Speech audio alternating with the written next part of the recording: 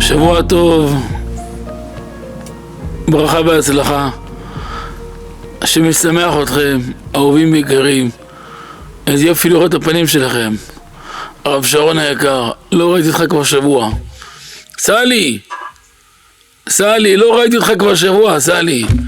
רבי שלמה, לא שמעתי אותך כבר איזה 4 ימים. יונל, לא שמעתי אותך כבר איזה 5 דקות, נגיד למשל.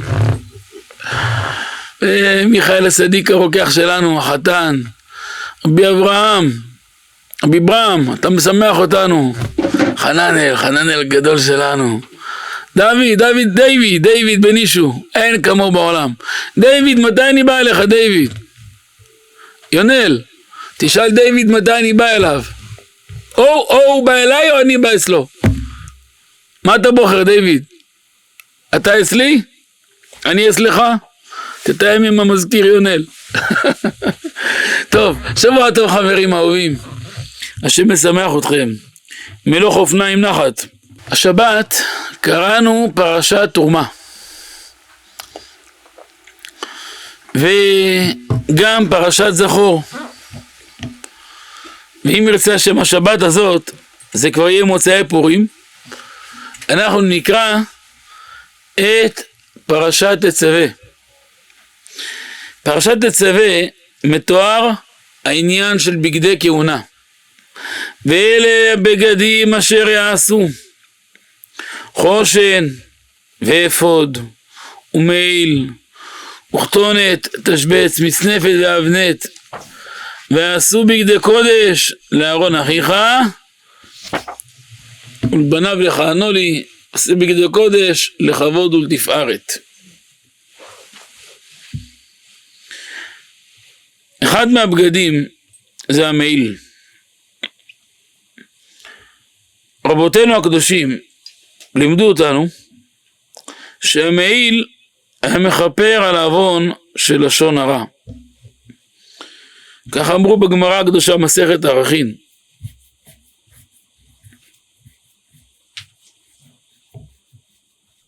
המעיל היה בו עניין גדול.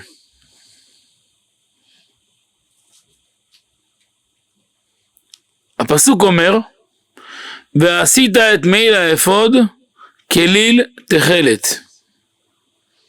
מה זה תכלת? הגמרא הקדושה במסכת מנחות מלמדת אותנו על הציצית שיש בה פתיל תכלת.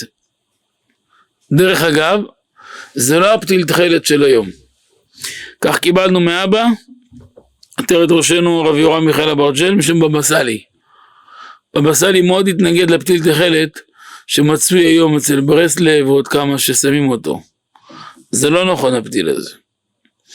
בבא חכי עכשיו בבא סאלי היה מאוד אוהב את הפתיל תכלת הזה, והוא כן דגל בזה, ובבא סאלי לא הסכים איתו. הוא ניסה כל הזמן לשכנע את בבא סאלי, ובבא סאלי לא הסכים איתו. מהרבה טעמים. אבל התכלת של התורה, אנחנו נזכה בקרוב ממש לפגוש אותו עם משיח צדקנו שיתגלה עלינו ברחמים במהרה בימינו. עכשיו תראו, למה באה התכלת? כמו שאמרו חז"ל הקדושים על הציצית שהסתווינו בפתיל תכלת. אז הגמרא במסכת מנחות אומרת שהתכלת דומה לים, והים דומה לרקיע, והרקיע דומה לכיסא הכבוד, שעל ידם, על ידי התכלת הזה, האדם יזכור שיבוא יום הדין שצריך לעמוד לפני הכיסא הכבוד. אותו דבר גם שאדם לפני שבא מדבר לשון הרע, אומר החפץ חיים, הוא ייזכר בתכלת, תכלת לשון תכלית, סוף, ואז הוא ייזהר על מה שהוא עושה. הגמרא אומרת כל הצבעים יפים לחלום, חוץ מן התכלת. אם אדם ראה כל צבע זה ברכה, אבל אם ראה צבע תכלת בחלום, יעשה פדיון נפש. סימן שחד לשלום קיצו קרב, זה לא טוב. התכלת דומה לים. על ידי התכלת אדם מסתכל בים, וממנו יראה וכן יעשה. מה אדם יראה מהים? אומר הנביא אשר שם חול גבול לים. תשמעו, תסתכלו עכשיו. בא גל עכשיו מהלב ים, עולה גל. גל, חזק. אתם יודעים אם היה לנו אוזניים לשמוע את הגל? היינו שומעים שהגל הזה אומר עכשיו אני עולה, שוטף את כל העולם. עושה צונמי. מוריד 2 מיליון בני אדם אליי לים, גורף אותם הולך. עם הבניינים, עם העסקים, עם הכל. הוא מגיע לנקודה בחוף, בום, נעצר. למה? מי עצר אותו? שובר גלים? לא. הדיבור של השם. הקדוש ברוך הוא מחכה לו על הים, מולד פה תבוא, ולא תוסיף, ופה תשית המון גליך, עמוד. ואז הוא מתפוצץ. ככה בלחץ, תראו תמיד הוא בא, עוצר, יש הרבה כסף. למה הרבה כסף? מאיפה בא הכסף הזה רבותיי? מהעצבים שלו. אז הים הוא מאוד עצבני. מצד אחד הוא שומע בקול השם. מצד שני הוא שומע אבל לא עצבני. הוא נאנח. אבל הים דומה לרקיע. הרקיע, תראו עכשיו, שמיים, תכלת, תסתכל ברקיע של מיאמי. תראה איזה יופי, שמש, יפה, משמחת. אין שום עננים, שום כלום. קנדה אפורה, קר. אפילו כאן קר לנו, קר. עכשיו 5 מעלות, מאוד קר לנו. מיאמי מבסוטים, הולכים, נהנים. טוב טוב. תסתכלו עכשיו השמיים, מחייכים לכולם. רגוע. אבל כיסא הכבוד יותר רגוע מכולם. זה אומר לאדם, הקדוש ברוך הוא נתן לך לשון. ללשון נתן 2 חומות, חומה, דלתיים ובריח. חומה אחת של עצם זה השיניים. חומה של בשר זה השפתיים. זה אמרו בגמרא ערכין ט"ו עמוד ב', אמר לו הקדוש ברוך הוא ללשון, כל איבריו של אדם זקופים, ואתה מוטל, אתה שוכב. ידיים זקופות, רגליים זקופות, ראש זקוף, כל גופו של אדם עומד, הלשון שוכבת. אתה מוטל. כל איבריו של אדם מבחוץ, אתה מבפנים. ולא עוד שאתה מבפנים, אלא שהקפתי לך 2 חומות. אחת של עצם, זה השיניים, ואחת של בשר.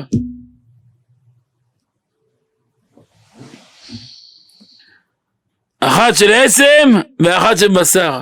מה ייתן לך ומה יוסיף לך? לשון הרמייה. אם לא ישמור עצמו, יצא לחוץ ידבר.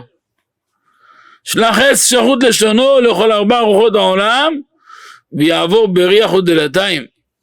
מן הראש ילמד אדם מן הים. לים אין קירות, אין דלתות, אין חומה, והוא עוצר במקום. למה? כי השם אמר לו, עצור. גם לשון, עצרי, לא לדבר מה שלא צריך. ואדם ששומר על קדושת הלשון, וולקאם שמוליק, שבוע טוב. אדם ששומר על קדושת הלשון, זוכה לישועות גדולות.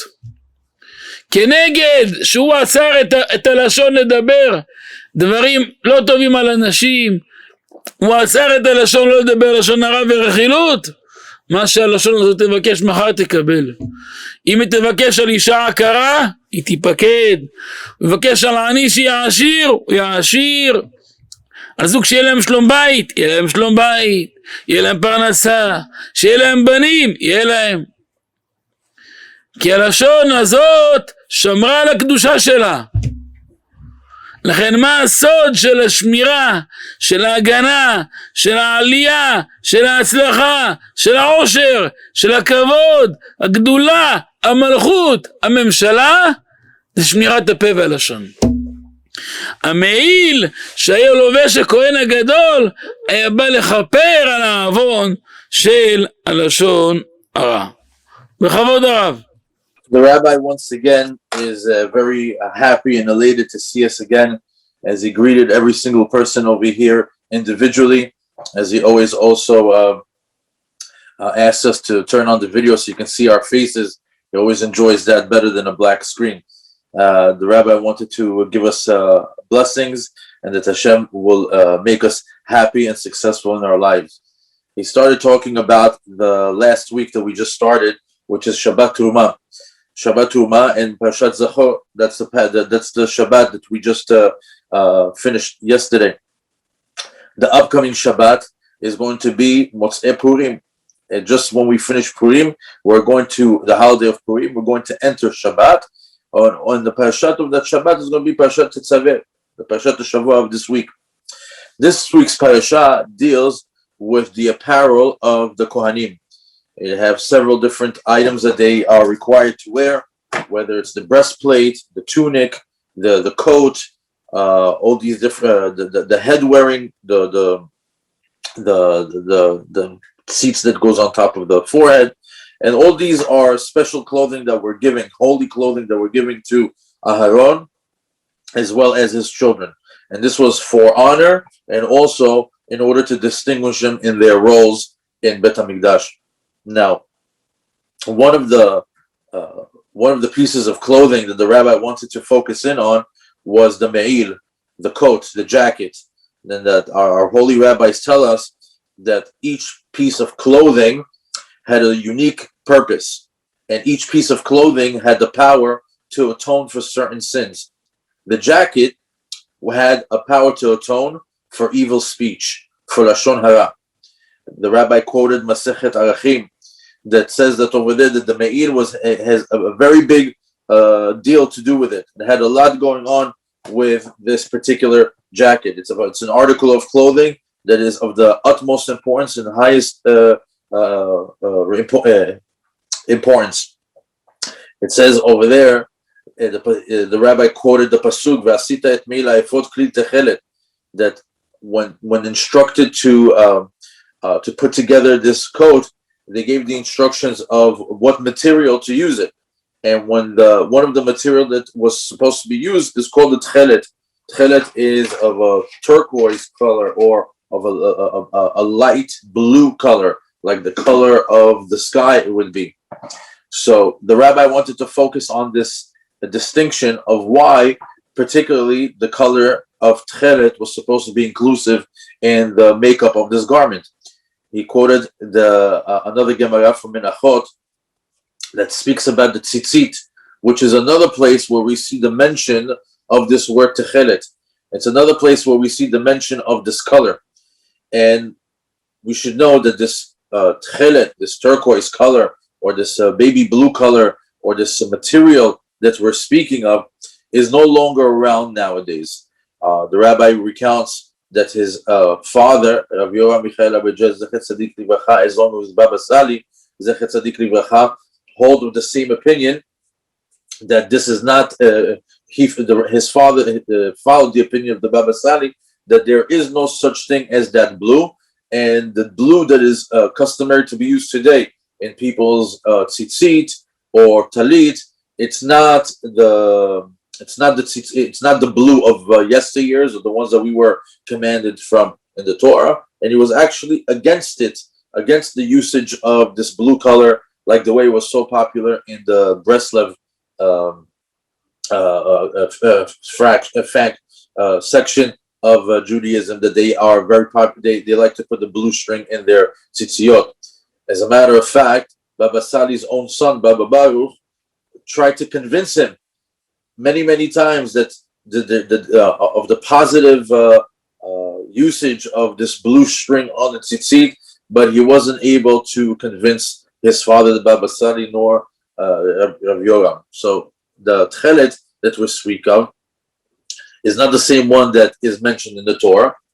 And the rabbi wanted to bring up the question, why do we need tchelet? Why is it that unique color, that specific color? Why is it specifically used also for the jacket as well as the tzitzit? Once again, the rabbi quoted the Gemara from Menachot that says that this tchelet, this turquoise color, this blue color, is supposed to make you think of something. When you look at that color, it's the same color of the ocean. When you think of the ocean, right away it should make you think of the sky because they share the similar color. It's a reflection of one another. And once you think of the sky, you are thinking now of the heavens, and over there you have God's throne of glory, Kisei Kavod. And when you think of God's throne of glory, a person should start to think about Judgment Day.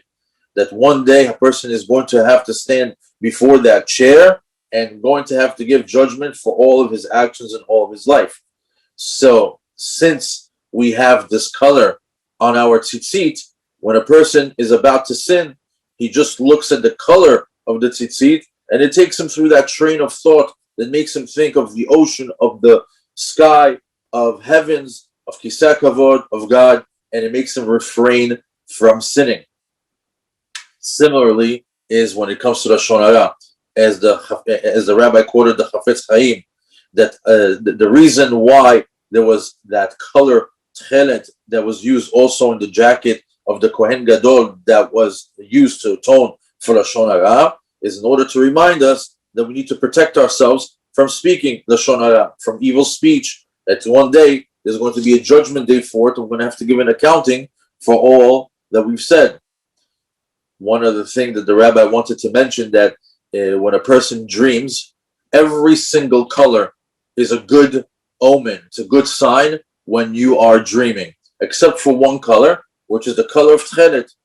If a person dreams of a baby blue color in his dream, it's not a good sign, because as a matter of fact, when the person wakes up, he should immediately do a pidyon nefesh. A pidyon nefesh is when somebody gives X amount of money in order for an atonement for a sin. So like that, whatever, if there was some sort of a judgment on his soul, it could be taken or atoned for by this charity.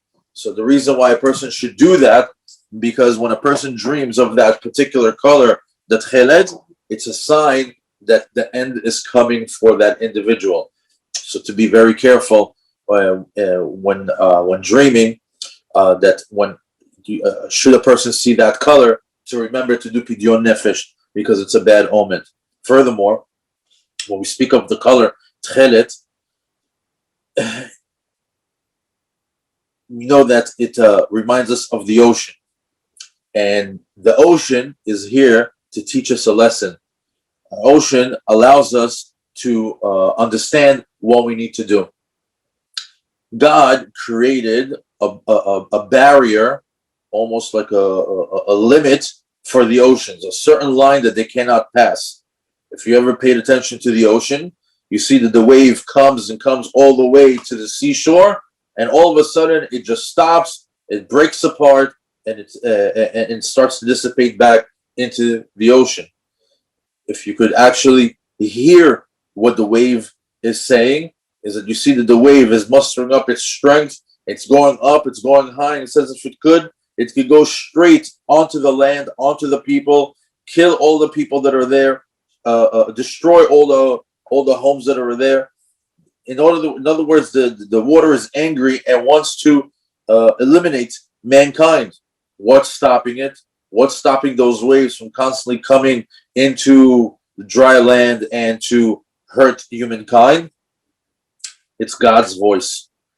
God's voice is always at every limit or every border or every seashore. So as soon as the wave wants to cross that line, God's voice is there to says, this is the final point where you can reach. From here on, you cannot continue. and then you see how the wave literally explodes or breaks, and you can hear almost the release of air when it dissipates from a wave and it falls apart, and you see that the color of the wave is almost like a silvery white, almost like the color of money, the color of coins. Now, the ocean is very similar to the color of the skies, and you know that the ocean, even though that it can be an angry ocean, but sometimes it can be calm. If you look at the skies, the calm blue skies, they're very, very relaxed, very serene, very calming. He says even more so is the God's throne of glory, that is more calm and relaxed than all of them together. More than the calm sea, more than the calm skies is the throne of glory. Now, having said all that, when we go back to thinking, to speaking about lashon hara, evil speech, gossip, idle chatter, we have to have a raised level of protection when it comes to that. We know that the tongue is very unique because it's protected by two levels of protection. It almost has a door and a gate that protects it. We see that the tongue is sitting behind our teeth and our lips. Our teeth are made of bone. Our lips are made of flesh. And the rabbi actually brought a conversation between the body parts, saying that to make a distinction between the tongue and other body parts is that if you pay attention, every single body part is erect. They're standing, they're straight. The tongue is the only one that is diagonal, that is actually horizontal, that is actually just lying down and not standing straight. And why would that be? And furthermore, if you look closer attention, you see that all the organs are on the outside, and it's the only organ that's actually on the inside of our body that is part of the outside. But that particular organ, even though that it's on the inside and it also can be on the outside, that particular organ has something unique more than any other organ, is that it has the dual protection, the protection of the bone and the flesh, the teeth and the lips. That's why a person needs to protect himself from the way he speaks, because if a person doesn't protect his tongue, the tongue is going to speak. That's its nature. That's why Hashem put in there a dual protection in order to show us how important it is that we need to guard our speech before we let out the tongue to speak. The ocean has no walls. The ocean has no barriers. It has no doors. It has no restrictions, and it's able to stop itself at the lip of the seashore. And why would that be? Because Hashem told it to. Hashem said you can only come to this point and no further. And we see that the great ocean stops without any barriers on its own every single time with every single wave. Similarly is the tongue. A person should refrain themselves from evil speech, because this is what God said. Just like God said to the ocean not to go further from this point, and it listens every single time. Similarly, the tongue should act the same way. And a person who's able to protect his speech, the purity of his language, of his speech, the way that he uses his tongue, merits to tremendous salvations.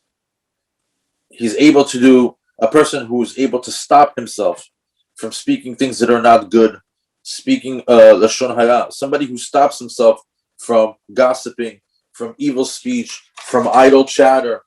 He has the power to turn things in complete opposite. He's able to take a person who is poor and make him rich. A person who needs, who is in need of money, to a person who is showered with money. A woman who is barren and can't have children, that tongue can reverse it into a woman that has children. A house that doesn't have shalom bayit will merit to shalom bayit, to marital peace. And why would that be? Is because that particular tongue that protected itself from speaking using the tongue in the wrong way, that's the tongue that when it speaks, it's able to overturn all the negative to the positive. This is the immense prowess of a person who's protecting his tongue, a person who's protecting his speech. And not only that, he is able to not only overturn all the negative into the positive, but similarly is the jacket that we spoke about, the jacket of the Kohen Gadol, the Me'il. It has the power to be mechaper on all the negative things that were done with the tongue. כן, כבוד הרב. אז אמרנו, סיימנו בנקודה שהפה מוקף, הלשון מוקפת שתי מחיצות. שפה יהיה לפיו. אומר אבא אהוב עטרת ראשנו רבי יורם מיכאל אברג'ל זכותו להגן עלינו, שפה שין 300, פה 80, ה' 5, 385, גימטריה שכינה. מי שקדושת הפה שלו שורה שכינה, ועל פי קדושת הפה שורה השכינה על האדם, ועל פי זה יזכה האדם להיות כלי ומרכבה אליו יתברך. זה הסיבה שהולכים לצדיק, שהוא ממתיק את הדינים מעל האדם בכוח מה? השראת השכינה שבו. ולפי מה גודל השראת שכינה? לפי כוח קדושת הפה והלשון. אומר רבי שלמה אפרים בעל כלי יקר, כלי יקר היה חברותה של השלה הקדוש, כך למדתי מאבא. הוא והשלה הקדוש, רבי שלמה אפרים ורבי שיה הורוביץ, הם היו חברותה תלמידים של המהר"ל מפראג. לפני שנפטר המהר"ל, אמר לשלה, אתה תלך לארץ ישראל, ותהיה בטבריה, תכהן שם. רבי שלמה אפרים יישאר בפראג. וכך היה, השתבח שמולד. אז אומר הכלי יקר, התכלת דומה לים, בים דומה לכיסא הכבוד. אומר, על ידי שהאדם מסתכל ברקיע שדומה לכיסא הכבוד,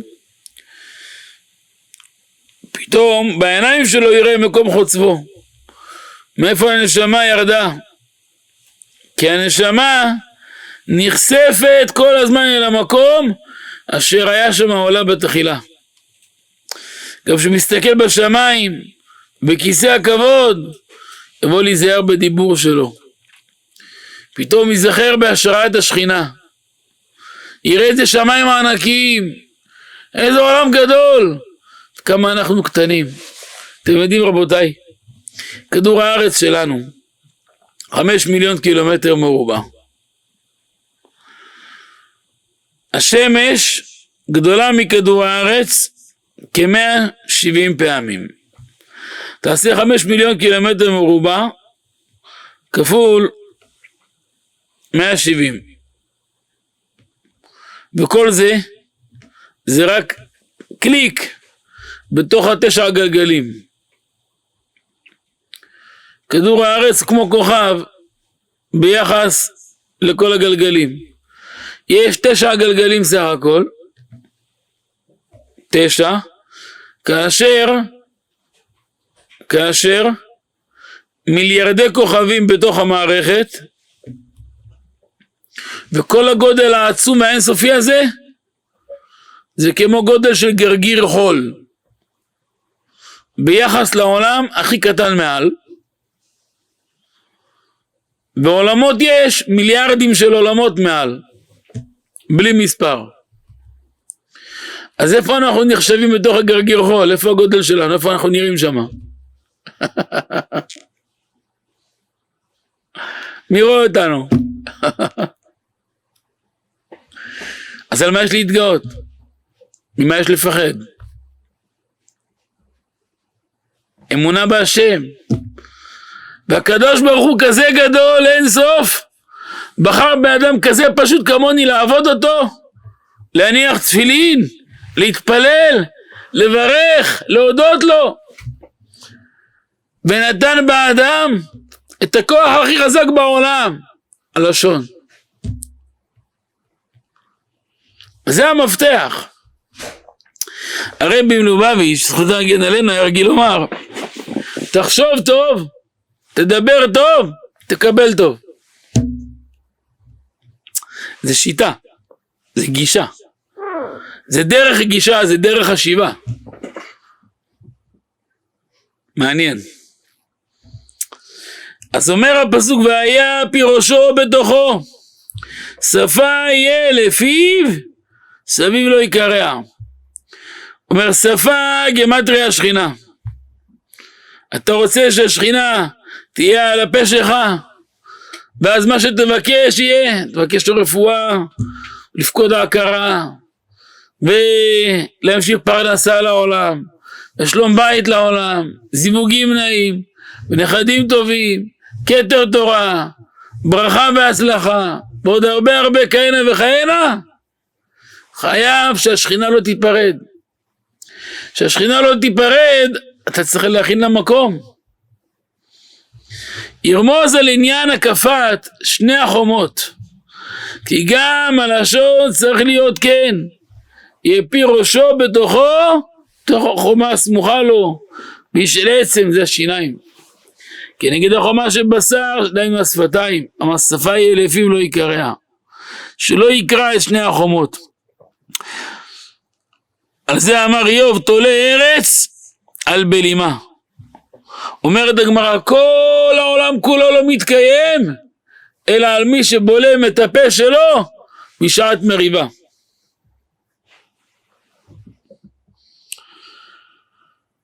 כלומר שאדם כובש את הדיבור שלו, שלא יצא לחוץ, שומר עליו. ומה זה שפה יהיה לפיו?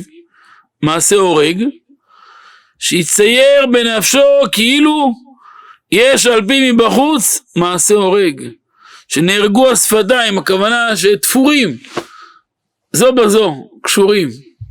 אבותינו אומרים, השפתיים שלו כבדות כמו שתי רחיים.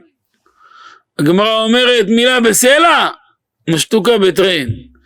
אם על כל מילה שתדבר תקבל $100, על כל מילה שתחסוך תקבל $200. חוכמה גדולה יש כאן. אמר שלמה המלך, גם אוויל כי יחריש לחכם יחשב.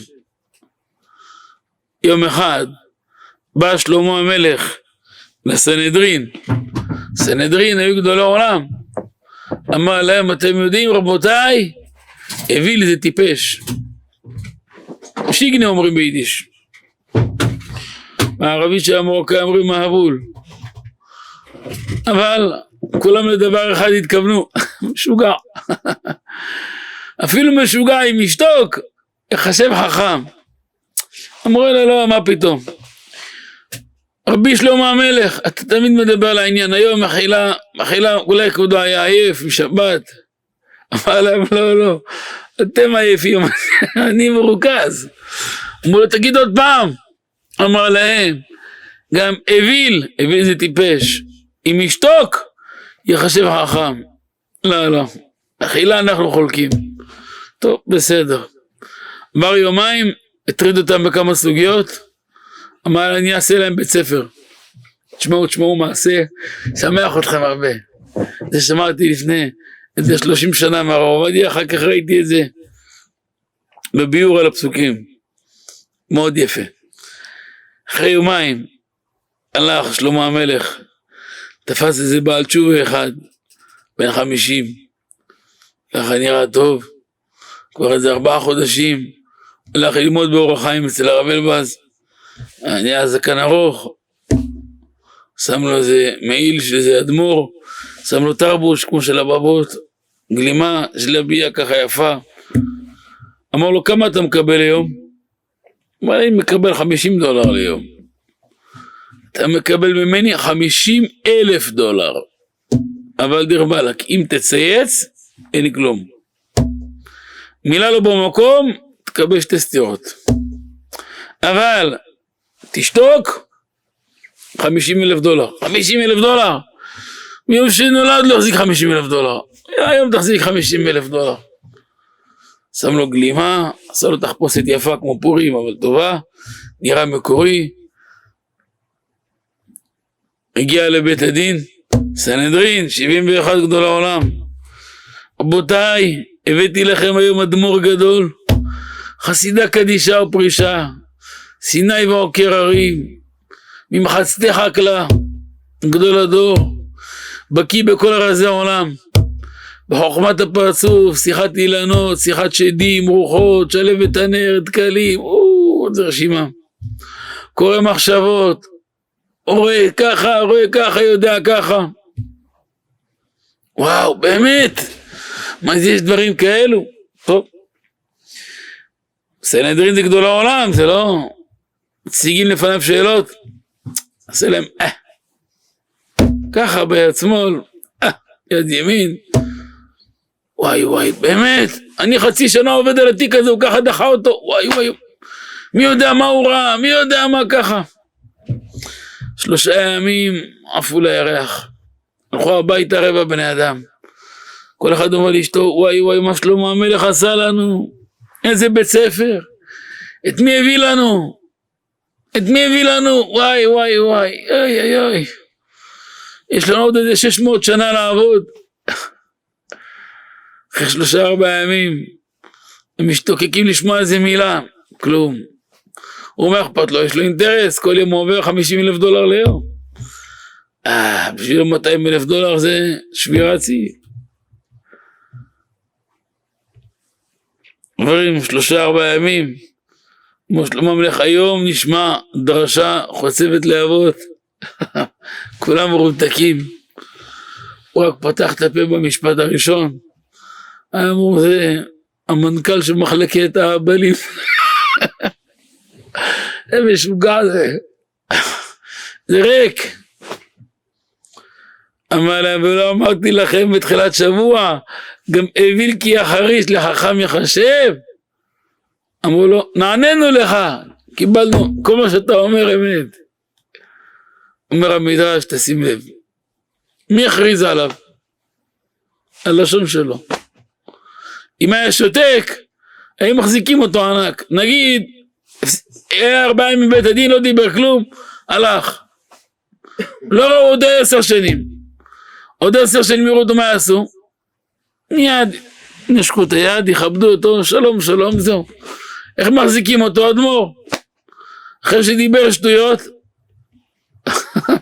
מי מכיר אותו בכלל? מי מוכר את האדם? הלשון שלו. מי גורם? או שיפתחו לו כל השערים, או חלילה יסגרו לו כל השערים, הלשון שלו. על זה צריך את העבודה של הכהן הגדול, עם המעיל, לכפר על הלשון. וצריך שיכפר על הלשון. אז הקדוש ברוך הוא יצא לנו הגנה גדולה.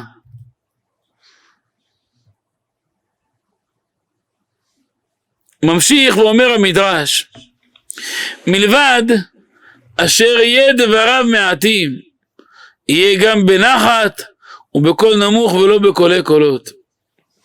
וזהו אשר ציווה השם, יהיה הזוג בעין בעל המקשקש בתוכו, אלו פעמונים, הולך והזוג בעין בעל ככה, גלינג ככה, מנגן לו.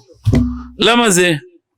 העין בעל, זה כמו לשון בתוך הפעמון שמתנגש, רומז אל הלשון שיש זהב, ויהיה פי הזוג וראש העין בעל המקשקש על פני הארץ נוכח הקרקע.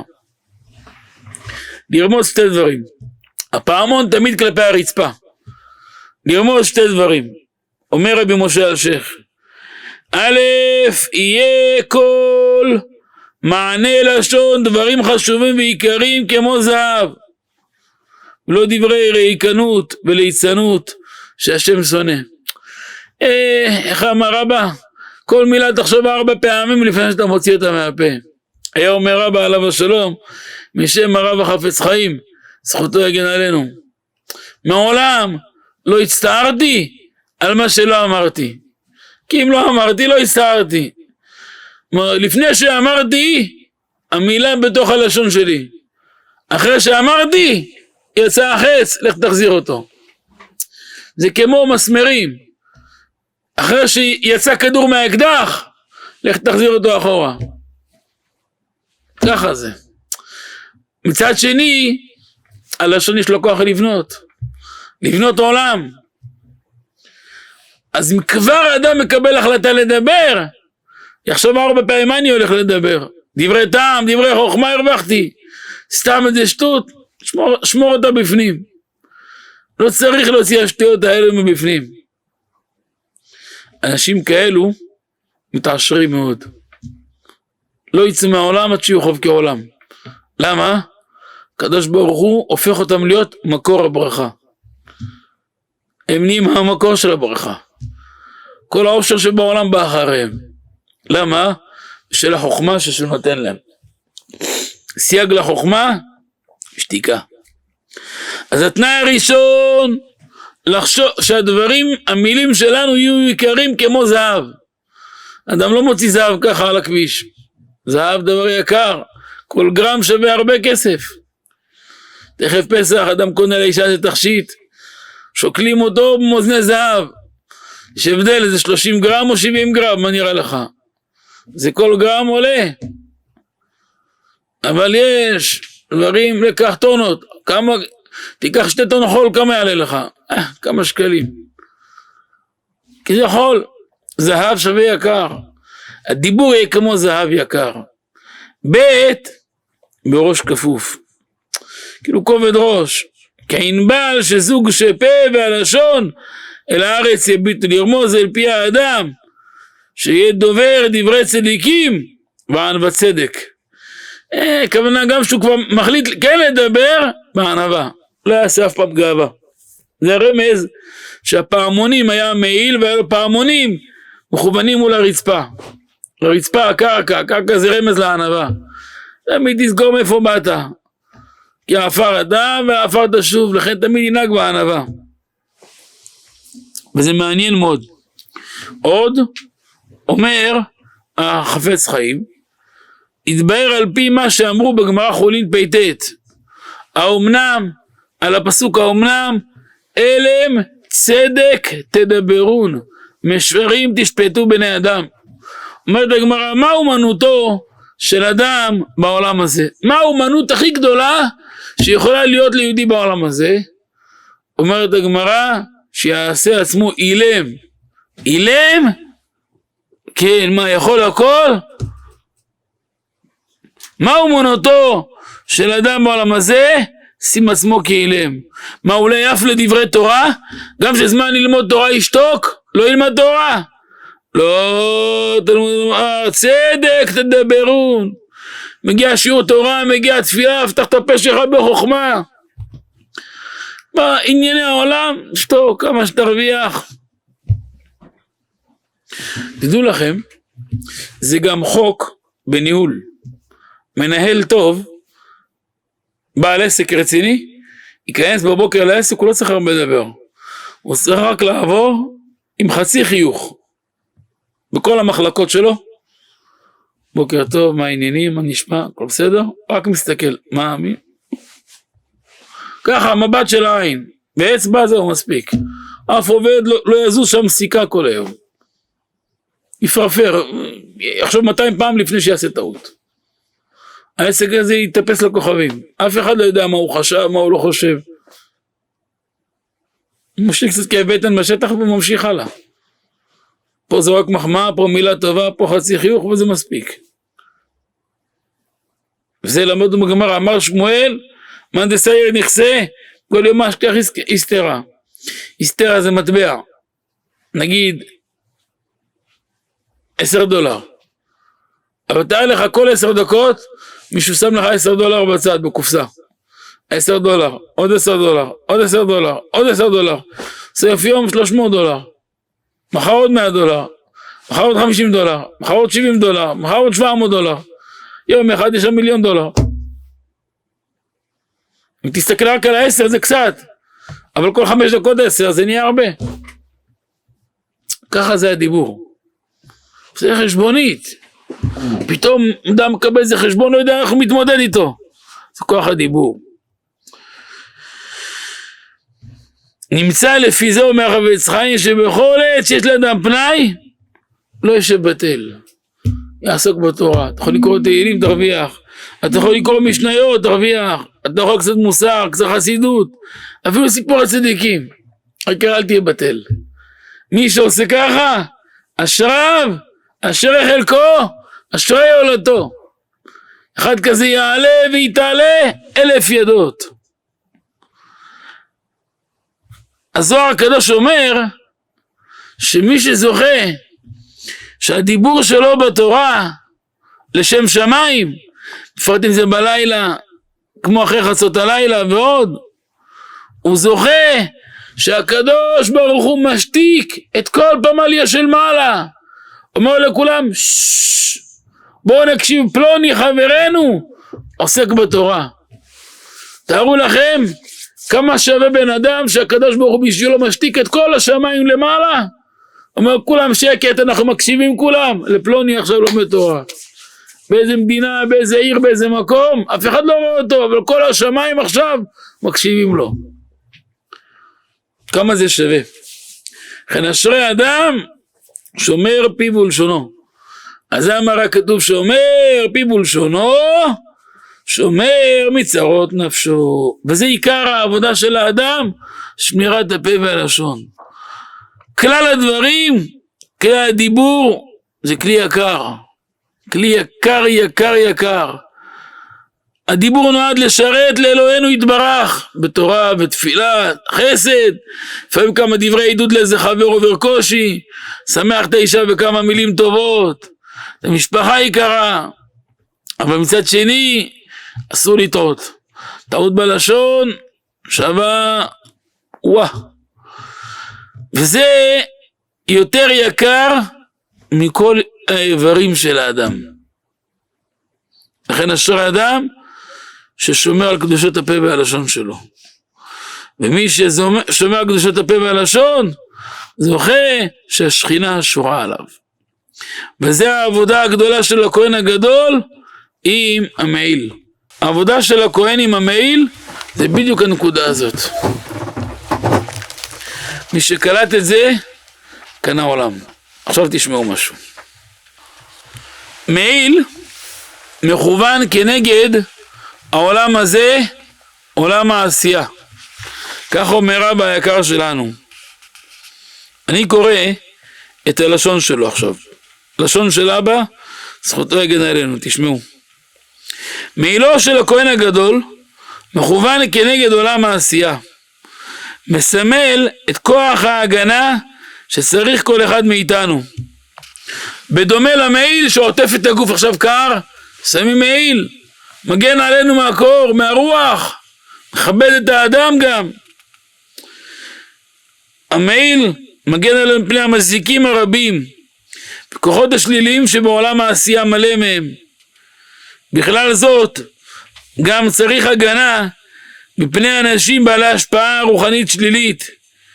לצערנו העולם הזה מלא שקר, וכל מיני מידות רעות, שיכולים לתפס אפילו באנשים גדולים. לכן אנחנו צריכים לפתח הרבה הגנה. לכן מעיל ראשי תיבות, סופי תיבות, מעיל סופי תיבות של הפסוק, וכל למד, קרני יוד, רשעים מם, אגדיה. וראשי תיבות של הפסוק לבב, העיקש יסור ממני. לרמוז על הכוח הרוחני שיהיה במעיל, להכניע את כל הכלים החיצוניים, זה השדים והרוחות והמזיקים, הרשעים שמתגברים על האדם, להחטיא אותו. ולשמור עליו מכל מרעין בישין. ומי ששומר על קדושת הפה והלשון, ניצל מכל המזיקים. תראו איזה דבר גדול שמענו עכשיו. שמזכה אותנו תמיד להיות קדושים. וזה שמירה גדולה. לפעמים אנחנו רוצים להגיד משהו, ובסוף לא אומרים, חסכנו טעויות. אם כבר אמרת, לך תחזיר את המילים. לכן אשרי האדם ששומע על קדושות הפה והלשון. לפעמים מילה לא במקום לאישה, חצי שנה, איפה? 40 שנה לא שוכחת אותו. לכן אשרי האדם שלא מדבר מילים מיותרות. מקסימום ביזו אותך, שתקת, הרווחת. ענית, הפסדת. גם רוחני, גם גשמי. לא נורא, מה שקורה קורה, הכל מכוון ממנו יתברך. ומי שעושה ככה, זוכה למעלות גדולות. זוכה לשמירה והגנה וברכה בכל עמלו. כל עמלו. המעיל מכוון כנגד עולם העשייה. הוא העולם התחתון שבכל העולמות.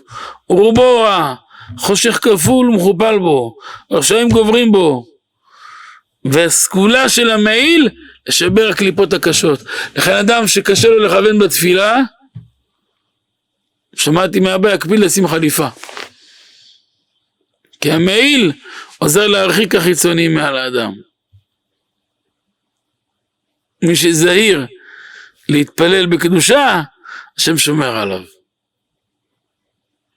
הנה למדנו דברים יפים. הרב שרון, בכבוד.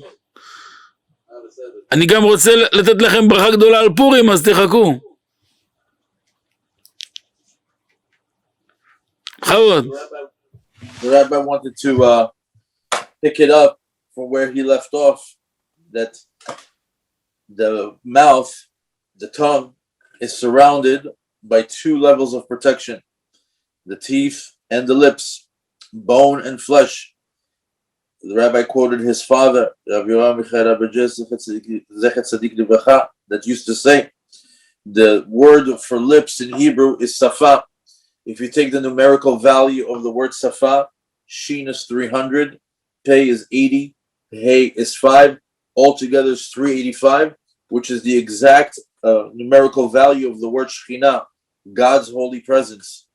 And we learn from this that a person who's able to keep his mouth pure, protecting his speech, he's able to merit that God's holy presence will be with that person. The rabbi equated the numerical value of the word Safa, 385, to the numerical value of the word Shekhinah, which is 385, to give us the correlation. The person who protects his speech, protects his tongue, he's able to merit to God's holy presence in his life. He becomes a vessel to the Merkava Hashem Yitbarach. He becomes an actual vessel to God's holy presence. A lot of people go to a tzaddik, to a righteous rabbi, in order to get blessings. Why would that be? It's because that rabbi has God's holy presence upon him, because he is protecting his lips, he's protecting his speech, and therefore, when he gives a blessing, he has the power for that blessing to come to fruition. And the reason why these righteous rabbis, when they bless us, when they give us that beracha, it comes into fruition because that rabbi protected his mouth, protected his tongue, and that he is going to be, and in that merit, the blessings come to fruition. The rabbi came to say a story of Shlomo HaMelech. Not Shlomo HaMelech, Rav Shlomo Ephraim, who was also known as the Kli Yakar, who was the learning partner of the Shla Kadosh, which both of these rabbis were the students of the Maharan Prague. So we see that these were very big rabbis. The Kli Yakar was actually one that stayed behind in Prague, was learning over there, while the Shah went to Tveria in Israel. They split up, and Kli Yakar wrote in regards to the protecting a person's speech, says, when a person looks at the heavens, which is similar to God's holy throne. In other words, when a person looks to the sky and that reminds him of God's holy throne, he is also reminded that this is where he came from. We know that all our souls come from the bottom of God's holy throne, and when a person starts to reflect on that, his neshama, his soul, begins a yearning to return to that place, where it came from, God's holy throne. And by doing that, a person begins to see that he is a soul, and that he starts to see and look at the sky, and the sky is part of the world, and the world is part of a bigger universe. And then you realize how big the world is and your place in it.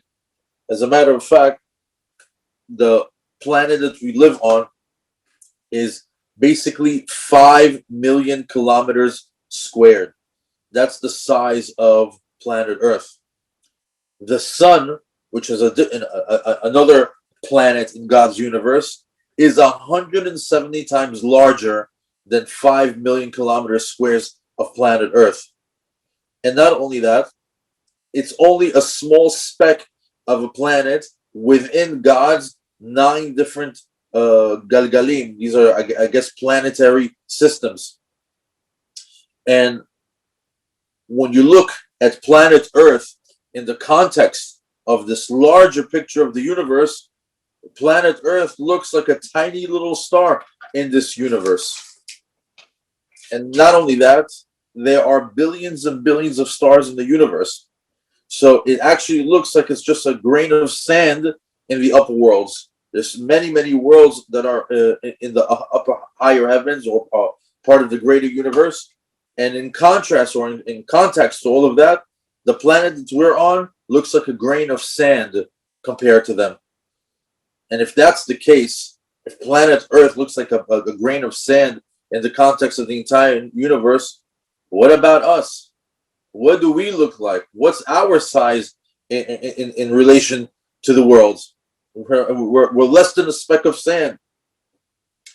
Now, just goes to show you that Hashem created the worlds, and he created man with the power of speech. He has the power of speech that was given to the human being.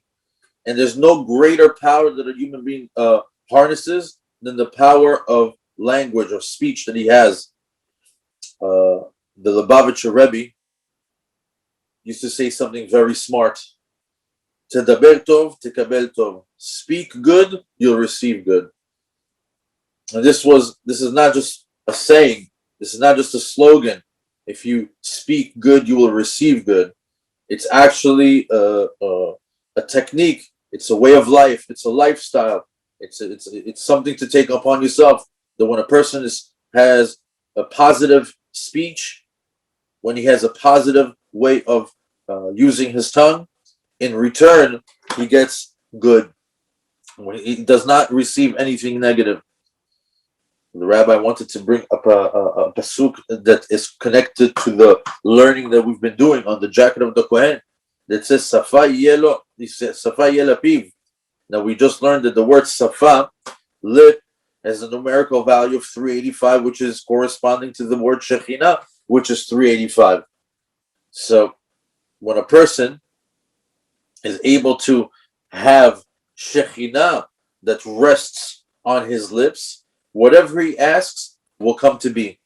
If it's healing, if it's health, if it's finances, if it's livelihood, if it's peace in the home, if it's zivugim, if it's something, if it's people to find their soulmates, if it's for children, if it's a person who wants to understand the Torah, learn the Torah, achieve the crown of Torah, everything, all the blessings and all the successes can all come to fruition if a person protects his lips.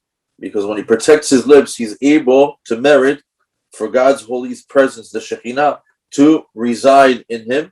And a person who has that has the power to draw all of that into his life.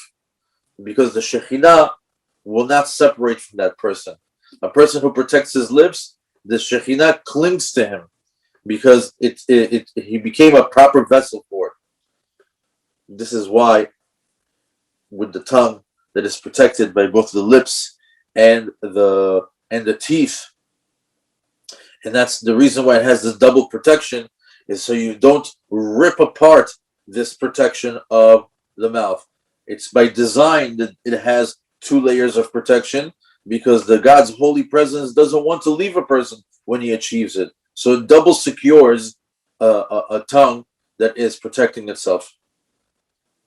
The rabbi continued to teach the famous teaching that the entire world stands on a person who's able to block his mouth in a time of fight. A person who's able to refrain from answering at the time of a disagreement. We know that when we go back to the learning of the Kohen's jacket, it says that it was maseh oreg, meaning the way that it was done, the way that it was knitted together. Because the word oreg was included in which basically means to knit or knitting.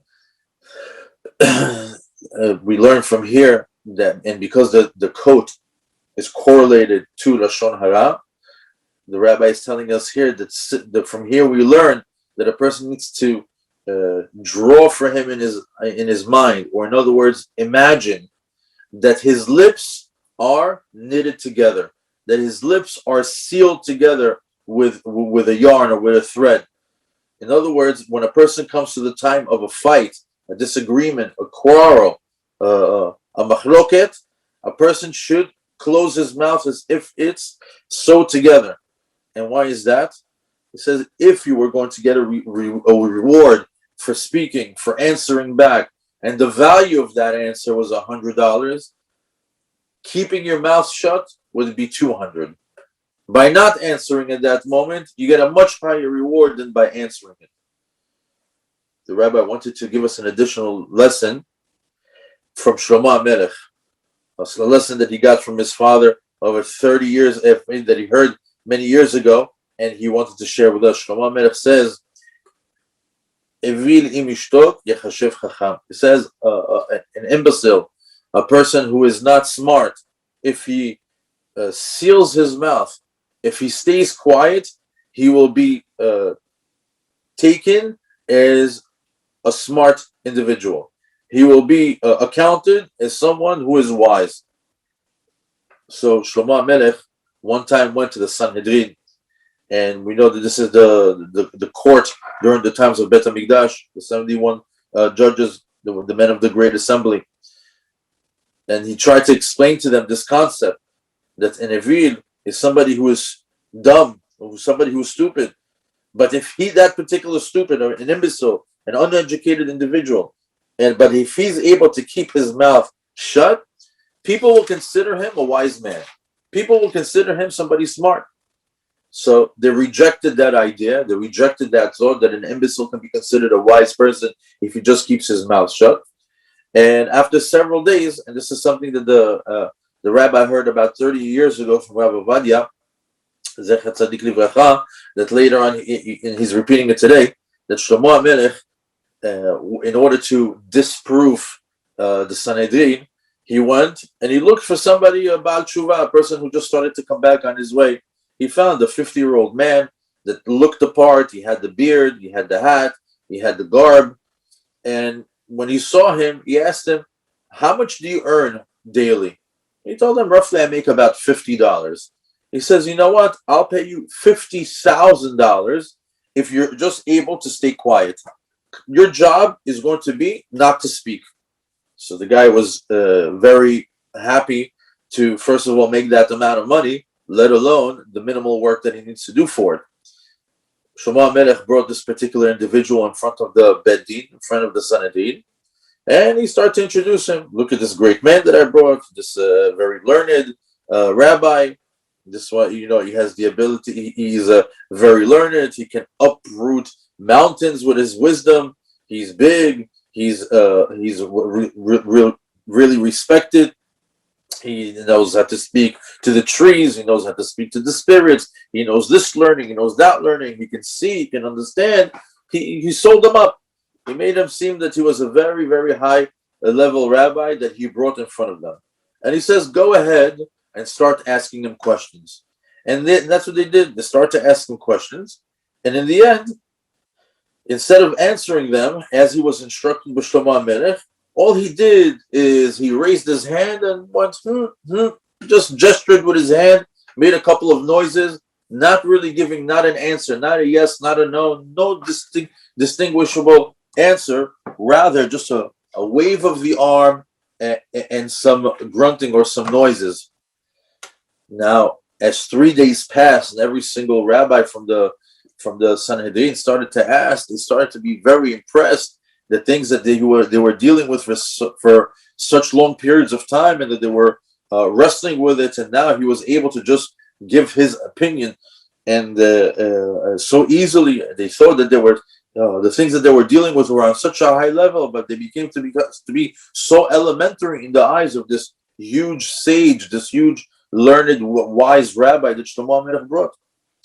So they thought, oh, Shlomo HaMelech really gave it to us. You really schooled us now. You brought us a real smart person that we see that nothing that we say even piques his interest. He hasn't even opened up his mouth once. All he's doing is gesturing, meaning that whatever questions we have for him don't even warrant an answer.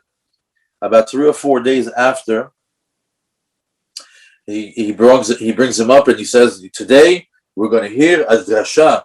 We're going to hear an actual sermon from this individual. And all of a sudden, everybody got so excited. Finally, this super smart person, this wise individual that Shlomo HaMelech has brought, and for 3 days we're going back and forth, we're finally going to hear his words of wisdom.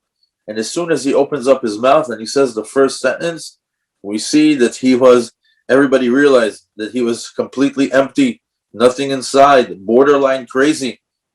And not only that, he sees that that their impression of him was completely wrong.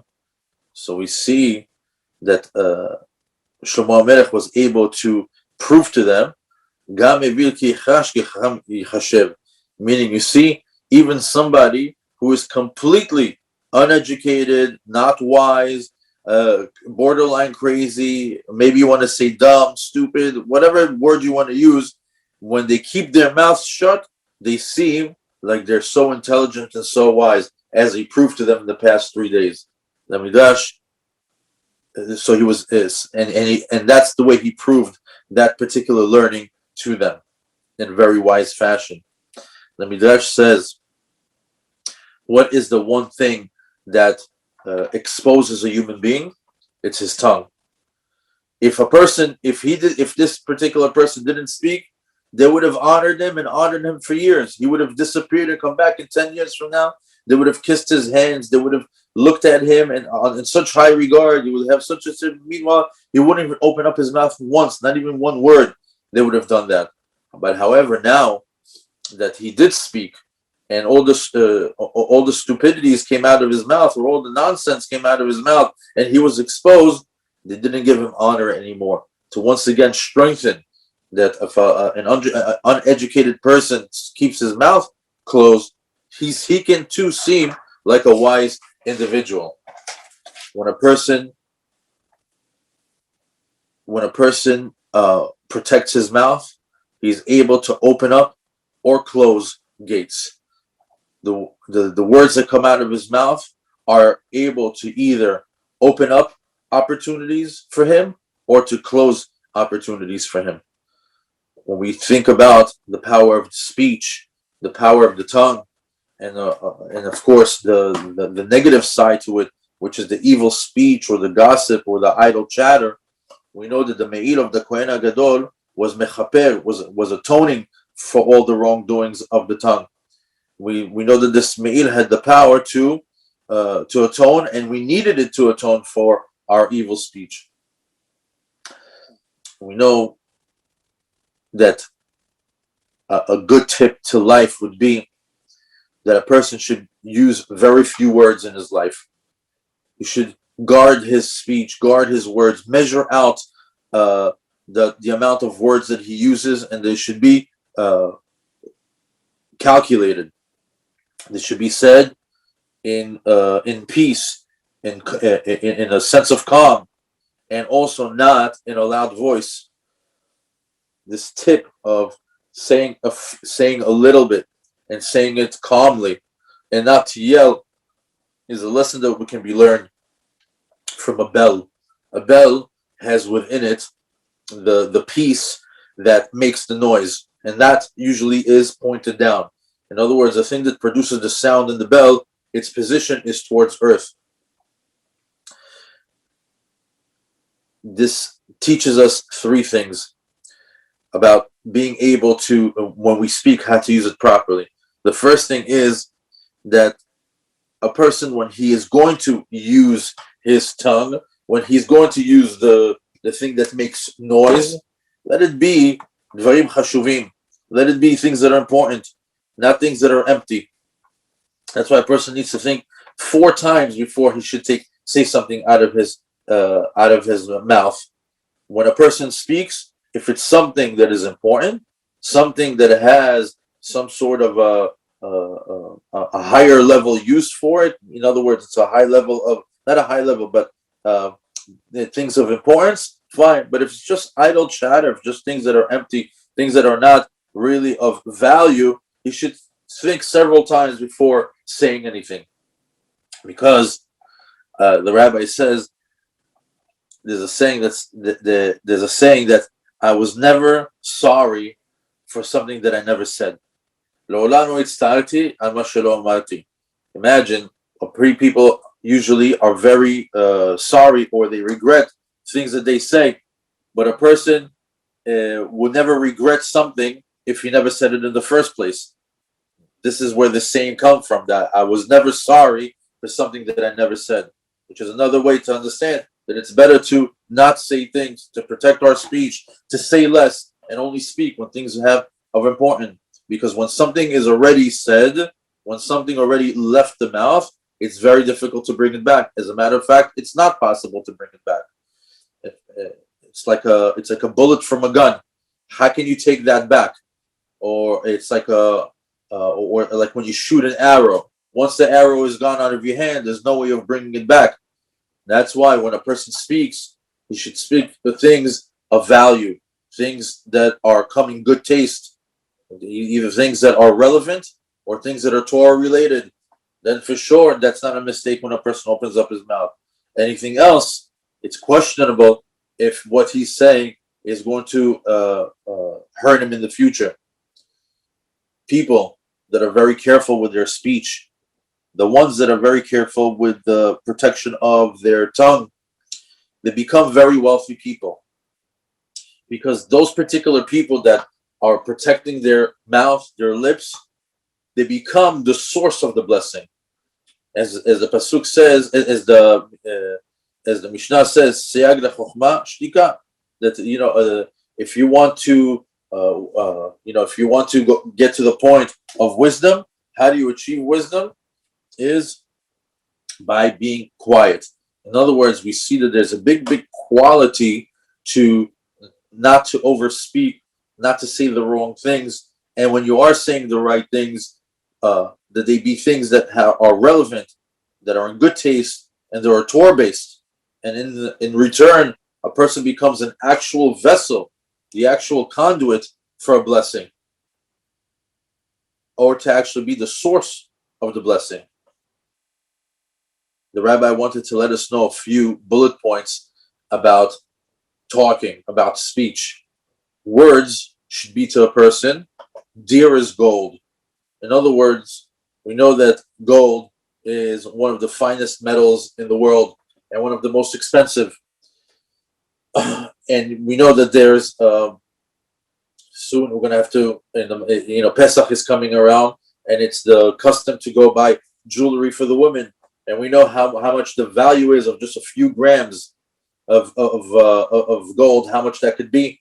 Yet, if you take sacks and sacks of sand, you could buy that for $2-3. It's nowhere near the same value.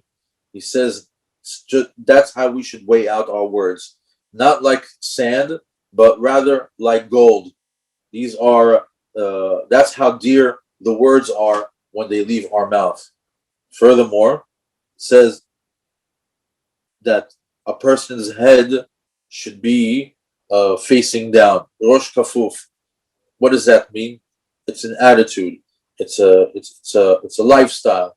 In other words, when a person speaks, when the righteous people speak, they speak from a place of being humble, and not from a place from being filled with pride and haughty.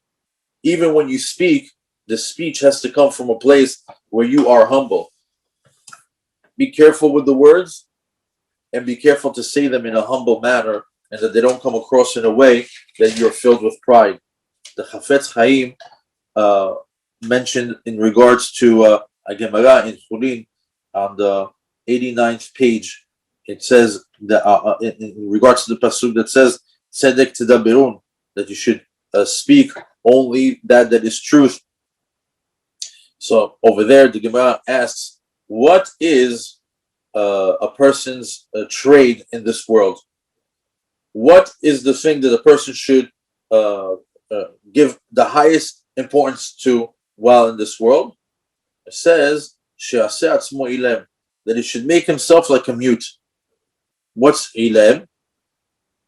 It says that this is the things of the world. He should make himself mute. Aval tzedek tedaberun. But when it comes to things of divrei Torah, when it comes to things that have to do with God, for that you open up your mouth. In other words, when it comes to worldly things, mundane things, make yourself like a mute. But when it comes to things of Torah, when it comes to things of godly things, spiritual things, tzedek tidaberun. For that you open up your mouth.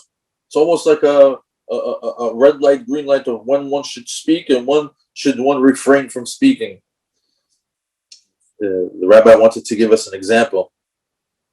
A person can use this lesson even in the business world. If a person has a business and he walks into his place of work and he has over there several employees, even if he just walks in, just looks at them, maybe gives a one word or two, maybe just like a slight good morning with a half of a smile, you'll see that the business will go higher and higher. Just one word here, one small smile there, not to overspeak. He's going to be extremely successful.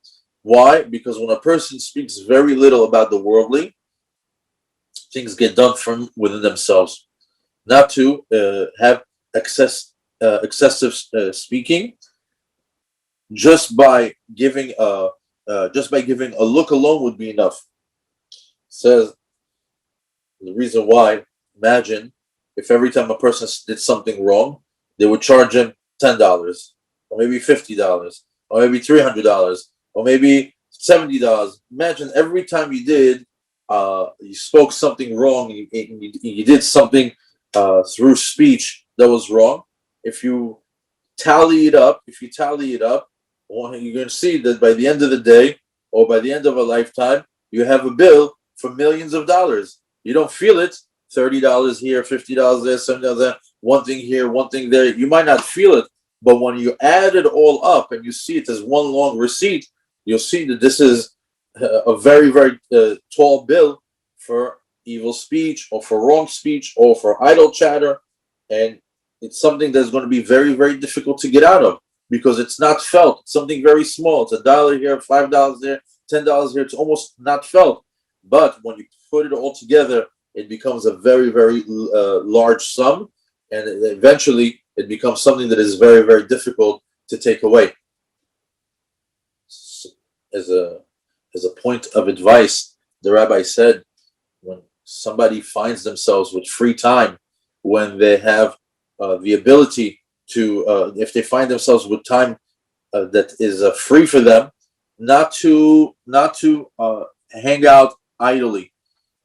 This is the proper time to pick up a book, maybe read Tehillim, read a Mishnah, take a book about Musar. Anytime that you have idle time, don't let it go into idle chatter. Don't let it go into just talking about nonsense. Utilize that time to upgrade yourself, to send up a prayer, to read a parak of Tehillim. And by doing that, a person will get upgraded 1,000 folds over. A person who takes upon himself to protect himself from not putting himself in a situation for speaking in a negative way or using his tongue wrongly, he will be elevated 1,000 folds. The Zohar says, whoever merits that his speech or that his everyday talk is about Torah and it's for the sake of heaven, a person that when he opens up his mouth, all you hear from him is Torah speaking, and the Torah that is pure Torah for the sake of heaven, not with any self-interest behind it or some sort of a ulterior motive, he merits that Kadosh Baruch Hu will silence anyone, the entire legions in heaven, in order to hear him learn Torah.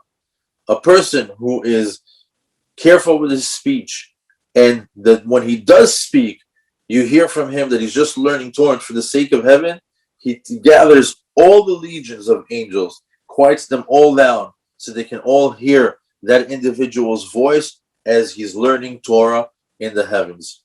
Look at the immense honor that one gets by protecting his speech, and for one that when he does speak, it's Torah for the sake of heaven. The main thing, the main work, main job of a person is the protection of his mouth and his tongue. When he uses his speech in order to service Hashem through prayer, through learning, through cheering up in another Jew, in order to make a friend happy, in order to cheer up the wife, in order to compliment the wife. Anybody who uses the speech for those things, this is the avodah, this is the work, this is what a person should actually busy himself with. And it's very, very, very important that we don't make any mistakes with our tongue, because this is one of the most dearest organs that a person has. This is one of the most important parts of the body that a human being has. And not only that, when a person is that careful with that particular organ, he merits to God's holy presence to reside upon him. The work of the Kohen with the jacket was to atone for evil speech. The whole purpose of that garment was in order to atone for the evil speech spoken by all of the nation of Israel. The Me'il also, in addition to it, it's connected to this world. There are different worlds in Kabbalah and mysticism. One of them is called Olam Asiyah, it's like the world of action, and the Me'il, this jacket that we've been learning about this morning, it's corresponding to this world, the world of action, and to the world that we live in. And we see that the Me'il of the Kohen Gadol, this jacket of the Kohen Gadol, has a very, very, very big power in protection of the Jewish nation. Just like a jacket protects a person from cold, from heat, from the elements. Similarly, the Me'il of the Kohen Gadol, this jacket of the Kohen Gadol, protects us. And what does it protect us? What does it protect us from? It protects us from evil spirits, from menacing angels. It protects us from people that are bad people that we should not associate with, and also protects us from bad character traits. Now, we need protection. We need this type of protection: spiritual protection, physical protection from bad angels, from bad people, from bad character traits. And we see that this particular trait, this particular protection, comes specifically from the Me'il. How do we see that? The Rabbi is giving us two pesukim, that from these two pesukim, from these combination of words, we're able to derive the word Me'il, either by Rashi Tevot or Sofei Tevot, either by the beginning, the first letter, or the last letter of the pasuk. So the first one, if we take the last letter of each word, we're going to get the word Me'il. V'chol karnei reshaim agadea. It says, and I will I will chop off all the horns of the evil people, or I will kill all the evil people. If you take the word vechol, the last letter is lamed. Karne, last letter is yud. Reshaim, last letter is mem. Agadea, last letter is ayin. If you take those last four letters, it spells out the word me'il. So we see here that there's a protection over here from Reshaim. Furthermore, the second pasuk is levav ikesh yasumi meni. That we see that the words of the first letter of levav is lamed. The first letter of ikesh is ayin. The first letter of yasur is yud, and the first letter of mimeni is mem. Once again, spells out the word me'il. So from these two pesukim, we're able to derive that we have a protection that comes from the jacket, and it's a protection that protects us both from the spiritual, the negative forces, negative angels, as well as wicked people. One who protects his mouth and tongue, he's protected from all of these. He's protected from the mazikin and from the anashim. The rabbi wanted to bless us that we merit to always be holy, that we always be from the ones that are saying that our speech is always going to be positive, that we are positive, that we are going to be good to our wives, to our friends, that our words are measured, and that there's no extra words, that are unnecessary and that are also affecting us in a negative way. The ma'alot gedolot, the big advantage that we have, with the jacket is that we have the shmira, which is a protection, the hagana, the additional protection, and the bracha, which is the blessing in all that we do. We see that this me'il, which corresponds to the world of action, which is Olam HaTachton, the world that we live in, this is the protection that we need while we are here in this world. And we have the ability to with our personal jacket that we make with the protection of the speech, to break all the negative husks and to break all the negative energies of the lower worlds. And this is all through our speech. The rabbi wanted to bless us that our prayers will be to protect ourselves and to protect our speech, that always be a holy speech. כן, כבוד הרב. טוב, השבוע אם ירצה השם יחול פורים. בעזרת השם יתברך, אצלנו זה יום שישי, גם אצלכם בעזרת השם. אז חשבתי להציע כמה דברים. הואיל ויום שישי זה יום הדין, גם ההכנות לשבת, תראו איך אתם מחלקים את הזמן נכון. כוונתי שכבר היום יום ראשון, מחר יום שני, להתחיל ארגונים. למשל, משלוחי מנות אפשר כבר מהיום לקנות ולהתחיל לארוז, לארגן, לשחרר לחץ מסוף שבוע. שלישי רביעי אפשר כבר קניות לשבת, בישולים, הכנה, ולהקפיא, לבשל ולהקפיא. חמישי תענית אסתר, אז בבוקר אפשר לארגן עוד דברים, ניקיון של הבית. בצהריים מצווה גדולה ללכת למקווה, גברים לטבול, כמו שטובלים לפני שבת, לקבל את הערת פורים והערת מרדכי ואסתר. תדעו לכם, אנחנו עובדים 30 יום של אלול, ראש השנה וכיפור, 40 יום להגיע לדקות של תפילת נעילה. מכניסת פורים עד צאת פורים, זה אולי 10 פעמים נעילה, ברצף. עת רצון גדול מאוד. צדיקים שמבינים בדבר הזה, מאוד נזהרים לא לבטל רגע, בפרט בלילה של פורים מאחרי חצות לילה. ליל פורים, 2 בלילה, 3, 4, 5 בבוקר לפני התפילה, את רצון גדול מאוד. העיקר להלכה שאסור לאכול כלום לפני המגילה, גם של לילה גם של בוקר. של הערב זה צום, של הבוקר גם, כוס קפה משהו יכול לפני התפילה, אבל לא מעבר לזה, אולי חתיכת משהו, קל. טוב שאדם ישכים קום להתפלל בבוקר מוקדם, בעזרת השם אנחנו לפי שעון של ארץ ישראל, נתחיל בבית מדרש המאיר לארץ ב5:15, תפילת שחרית, וכל אחד איתם לפי המדינה שלו, לפי האקלים, לפי הסיטואציה, לפי לוח הזמנים. בעיקרון מ5-7 דקות אחרי עמוד השחר, אתם יכולים להניח תפילין ולהתחיל שחרית. כדי להרוויח מגילה הכי מוקדם בבוקר, 2 מקרא ו1 תרגום של יום שישי, לטבול לשבת ולהזדרז.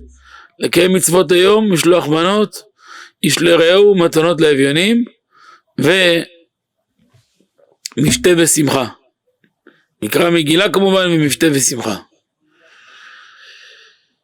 אני חשבתי שמי שיכול, עד 10:30, 11 בבוקר, יתעסק עם מצוות היום. כמו משלוח מנות וכיוצא. מעבר לזה, 11 מקסימום, נטילת ידיים לסעודת מצווה.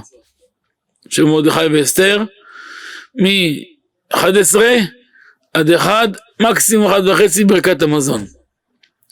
נשאר לכם 3 שעות, עד לשבת, לנקות, לארגן, לשים יד, להטמין, להכין את הבית, ממצב של פורים, למצב של שבת.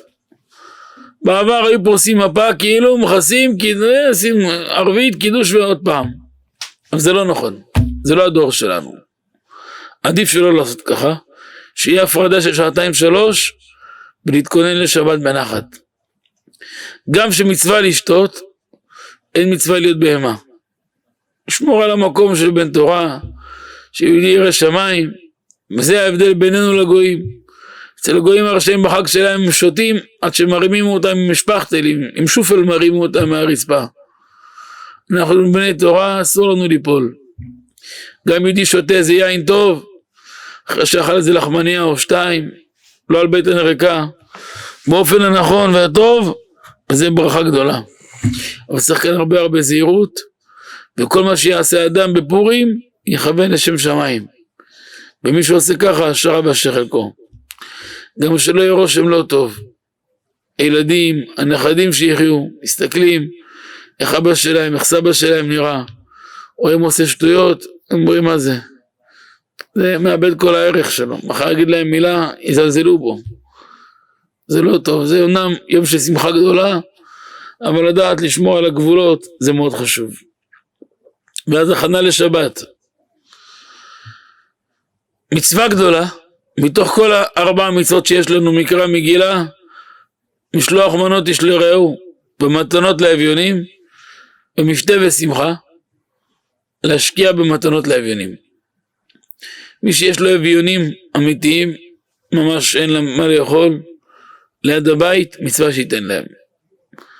אם לא נעים לו, הוא לא מכיר, לא בטוח, יש כאלה עושים עצמם אביונים, אבל הם עשירים גדולים. שמצילנו, זה מחלת נפש, זה גם קיים. אם מי שרוצה, יכול להעביר אלינו, ואנחנו נחלק אותו בוקר. העיקר במתנות לאביונים, זה לחלק אותו יום, לא לפני. מי שמעביר אלינו, סומך על דעתנו, אנחנו מכינים כמו מליל פורים, מושכים כנגד כל הרשימות שקיבלנו, את הסכום, מוסיפים תמיד עוד כמה אלפים טובים הגונים, ומחלקים את זה במעטפות, ומיד אחרי מקרא מגילה על הבוקר, כבר זה רץ בכתובות, וחלק גדול מאוד יוצא בהעברת זהב אותו בוקר. אז כך שתוך רגע הם רואים את זה בחשבונות, הרבה מאוד כתובות בארץ ישראל, ומקבלים לחשבון שלהם בצורה מסודרת. מי שנגיש כאלה שליחים שלנו כאן, מקבל מעטפה, ומי שלא זה בחשבון, אבל בהעברת זהב, שרואים את זה מיידי. וזה המצווה המובחרת ביותר. המצווה של משלוח מנות, צריך שיהיה בזה את העניין שלו קירוב הלבבות. לפעמים, במשך השנה היה ויכוח באיזה עסק, היה איזה קצר באיזה עניין, נוצר איזה מחלוקת, פתאום יש איזה קושי, מגיע פורים, אתה שולח את משלוח מנות יפה, כמה בקבוקים טובים, כמה דברים שמקרבים את הדעת, פתאום אתה אומר, ראית איך הוא השקיע עליי, איזה משלוח עשה, אתה גם כותב לו כמה מכתב, כמה מילים של אהבה, של כבוד, זה בקשת מחילה, זה עושה הרבה שלום בעולם. וזה למעשה אחד מהעניינים הגדולים שתקנו לנו את המצווה הזאת של משלוח מנות. ולכן אשרי אדם שמנצל את הזמן הזה. כמו שאמרתי, על פורים נאמר, כל הפושט יד נותנים לו. זה ברוחניות וגשמיות. כמו שכל העני שפושט יד בפורים לא בודקים אחריו ונותנים לו, גם בפורים כל מי שמבקש נותנים לו. גם יהודי שמבקש נותנים לו.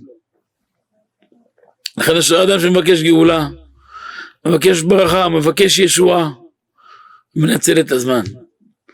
כל השנה צריך להקפיד, לא להפסיד קריאת שמע בעונתה, לקום מוקדם, קל וחומר בפורים. וקל וחומר השנה שהוא יום שישי, זמן קצר במלאכה מרובה. גם נשים חייבות במקרא מגילה, וצריך להקפיד לשמוע כל המגילה, בלי לפספס אפילו מילה אחת. מי ששמע מגילה דרך הרדיו, או בשידור חי, לא יצא ידי חובה. לא נחשב שקיים המצווה. וכן בטלפון, לא טוב. צריך ובעצמו. מנהגנו, לגשת למגילה בליל פורים עם בגדי שבת. כדאי מאוד להקפיד בזה, ולעשות ערבית חגיגית. מנהג ישראל קדושים, לקיים 3 מצוות חשובות מאוד בליל פורים. אצלנו בבית המדרש אבא סידר ותיקן שיהיו 3 קופות על התיבה מונחות כל יום פורים. מתענית אסתר זה מונח, על אחת כתוב זכר למחצית השקל, על השנייה מתנות לאביונים, השלישית קמחא דפסחא. זכר למחצית השקל, שהיה בית המקדש קיים, היו קונים בזה קורבנות לבית המקדש. היום שאין בית המקדש קיים, מחזקים בזה את התורה הקדושה. מתנות לאביונים צריך להתחלק אותו יום. יום לפני לא יצא ידי חובה. מה שאנחנו עשינו, כמו שאמרתי, או בעברו זהב, מכינים הכל מראש, להרבה כתובות, שאנחנו יודעים שהם זקוקים מאוד, או חלוקה של מעטפות, וכן היינו קונים גם הרבה תלושים בסופרים, אוכל, ומחלקים להרבה מאוד כתובות. זכור לו טובה בעלה בשלום שהיה חי, הוא היה מוסר לידי 30, 50, 80, 100 אלף שקל כל פורים. אני הייתי מחלק הכל. אולי 90% בחלוקה שלו אני הייתי עושה. כשאבא נפטר, אני ממשיך, אבל מפעיל עוד כמה וכמה זרועות שמכין את כולם מראש, כדי לעמוד בזה, והעניין הוא שב8-9 בבוקר כבר יש להם בכיס מה שהם צריכים, ואני אומר לכם, זה פועל ישועות. זה משמח הרבה לבבות, וזו זכות גדולה לשמח אותם. לימדונו רבותינו, 30 יום קודם הרגל, מצווה לעסוק בהלכות הרגל. 30 יום קודם פסח, זה פורים. מה ההלכה הראשונה בהלכות פסח? קמחא דפסחא. להפריש מעות לטובת העניים לפסח. לכן כבר מפורים אנחנו מפרישים. מנצלים זמן של עת רצון בשמיים, פורים כפורים, שהוא גבוה אפילו יותר מעל יום כיפור, לבקש מהשם לזכות להיות תמיד מהנותנים. זכות גדולה לאדם שזוכה להיות תמיד מהצד של הנותנים. אשרי אדם שמשתדל בזה, שזהיר בזה. זה מזכה את האדם להרבה הרבה מעלות.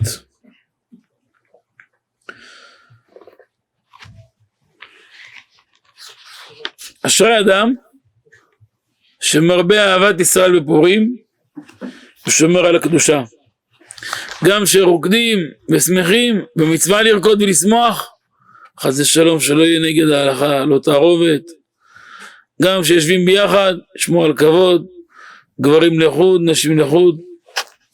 גם אלה שנוהגים להתחפש. יש לזה כמה וכמה עניינים. רק צריך לשים לב, לא להחליף תפקידים.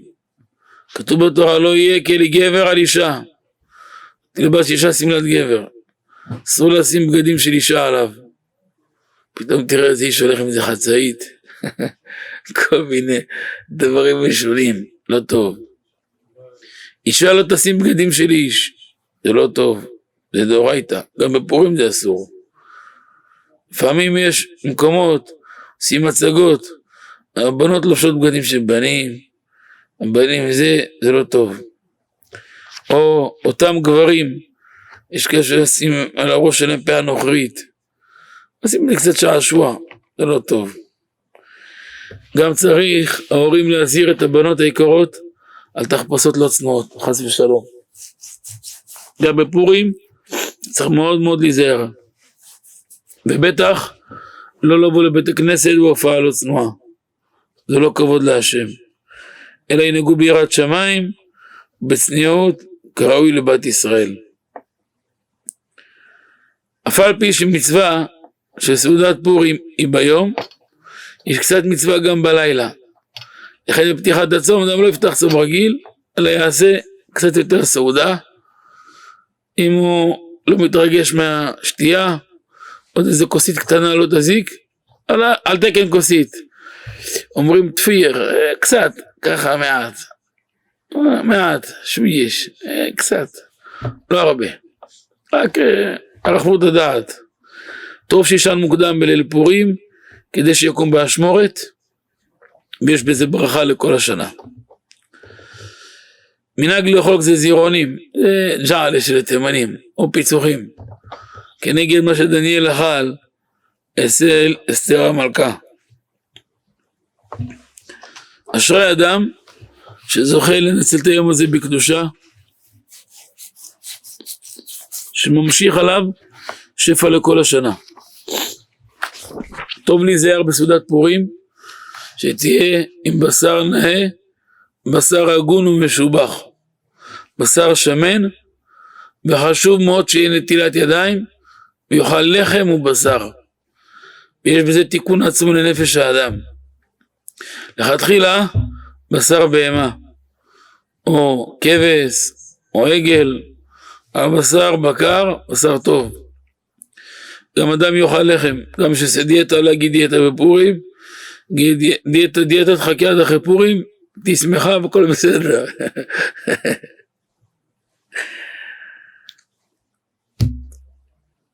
יש אומרים שמי שרק אכל עופות ודגים לא יצא ידי חובת מצווה של סעודה.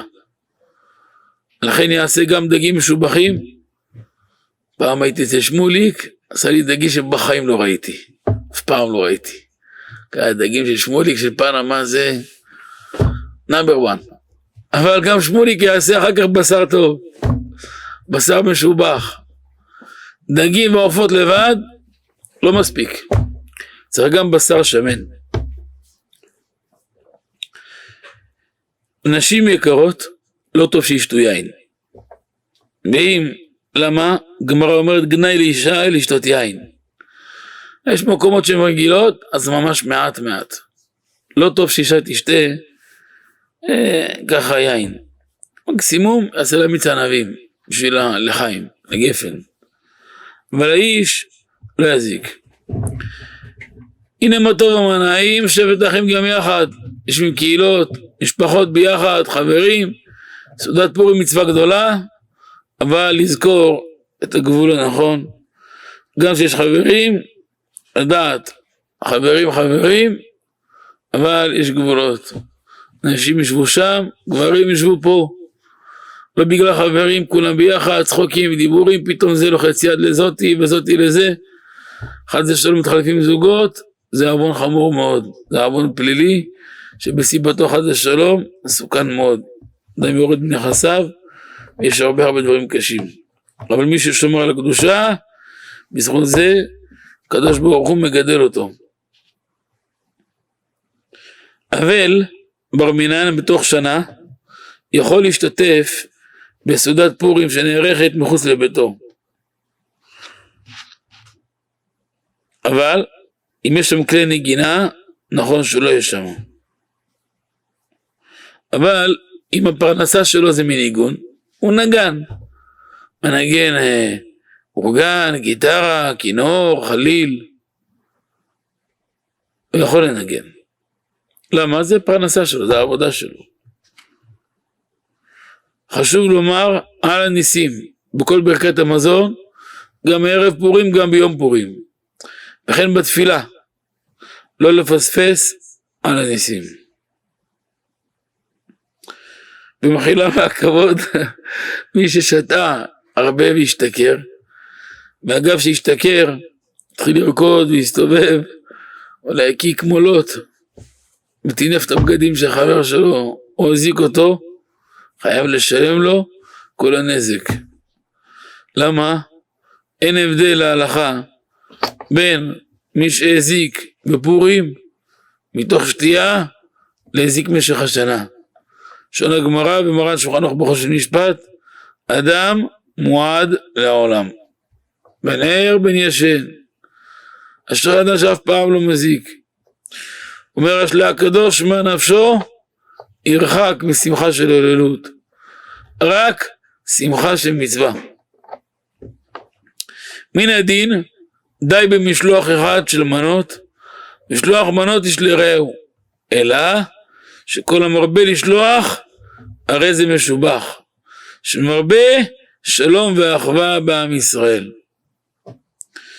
לכתחילה, אדם צריך לשלוח מאכל זמין לאכילה. הביא להם איזה עוף חי. זה לא ראוי לאכילה. זה בשר מהמקפיא. זה לא ראוי לאכילה. אם אתה מביא משהו זמין לאכול מיד. גם משקה נחשב למנה. לכן אם יעשה נגיד עוגה ואיזה בקבוק, זה מצוין. זה בשר, עוד איזה סוג, משובח מאוד. טוב לחלק לילדים מיני מתיקה. קצת ממתקים, זה גם משמח אותם, גם סימן טוב.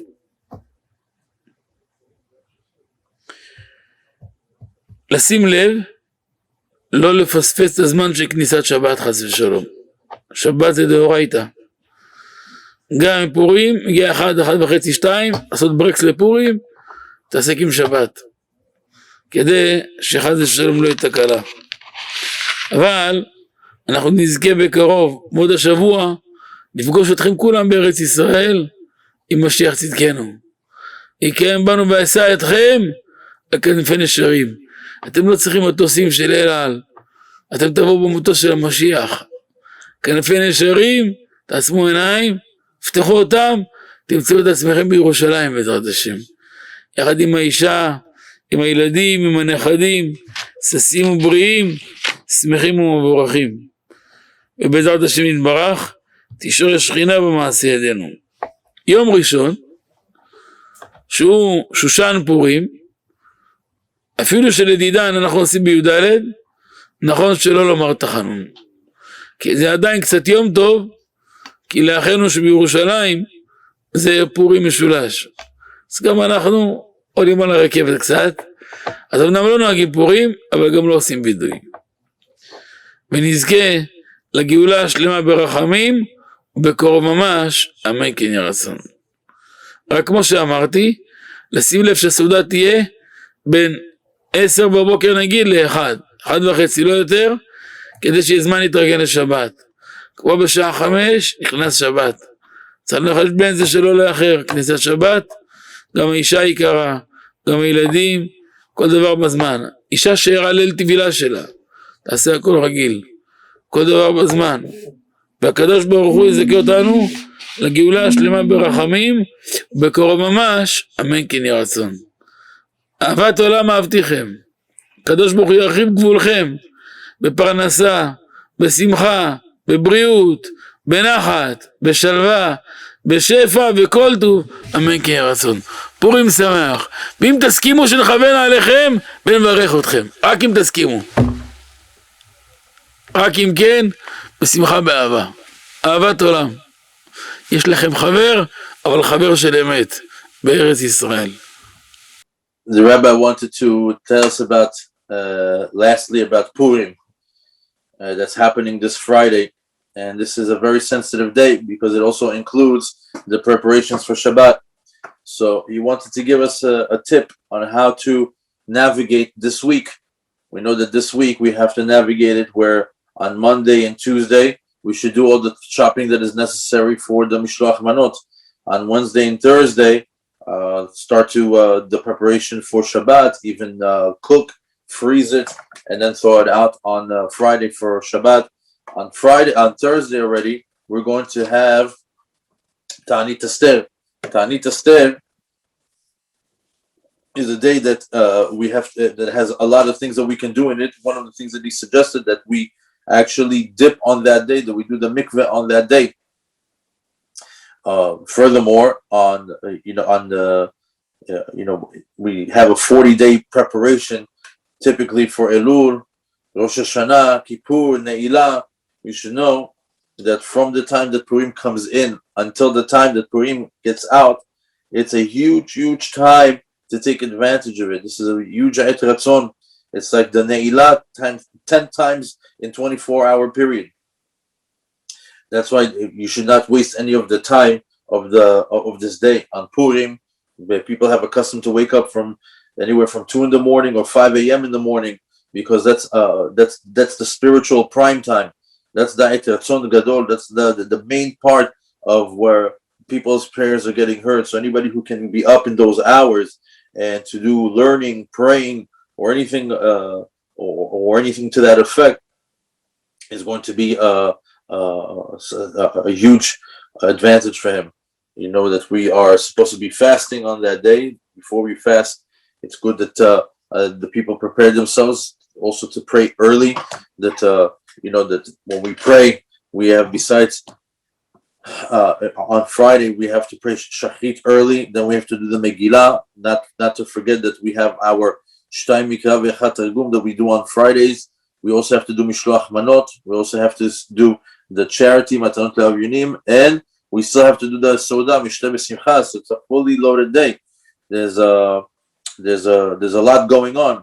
So the rabbi suggested that do the prayers and the reading of the Megillah and the Shtay Mikra Ve'Echat Targum, and up until around 10:30, 11, he should be able to take care of all the mitzvot of the day, which is the Mishloach Manot, Matanot Le'Avyonim, and even and that brings you to the Seudah. The Seudat Ayom is a very important thing. We should definitely partake in it. If you start the Seudah anywhere from 11 in the morning, it should go to around 1 p.m. And this is Seudah that requires to do Netilat Yadayim, bless on bread, and this is Seudah that you need to say Birkat Hamazon. But this is a very sensitive day. That's why you should do it only from 11 to 1, and then give yourself at least 3 hours to prepare for Shabbat, because you're going straight from Purim to Shabbat, so you have to use proper time management. Furthermore, even though that we have a mitzvah to drink, but it's not a mitzvah to act like an animal. We are Torah Jews, and when we drink, we don't drink to get drunk. We drink for the sake of the mitzvah. So we have to be very, very careful, and that we do everything for the sake of heaven. Sometimes you see that children, they see the elders, whether it's their parents or rabbis, they see that they're drinking too much, and all of a sudden they do things that are not appropriate, and then the children at the end start to make light of that person, make light of their parents. They don't listen or they don't give respect because they saw them in that state. So you have to be very, very careful how you act on that day and how you drink on that day, and to protect the borders, to protect the limits of the drinking. After that, we know that there is the Chana Shabbat. We have to prepare for Shabbat. So after we've done the Megillah, the Mishloach Manot, Matanot LeEvyonim, and the Seudah, that there's a lot going on there. But the most important thing that we should give attention to is the giving charity to the needy. This is the one that is the most lofty mitzvah out of all of them. That's why you need to be in search of real people that need real help. On that day, this is the thing that we should give the most of the highest level of importance to, and this is you give it to people that have it, or people within your community that that need it, or to people that within your community, like your rabbi, your synagogue, that know who to give it to.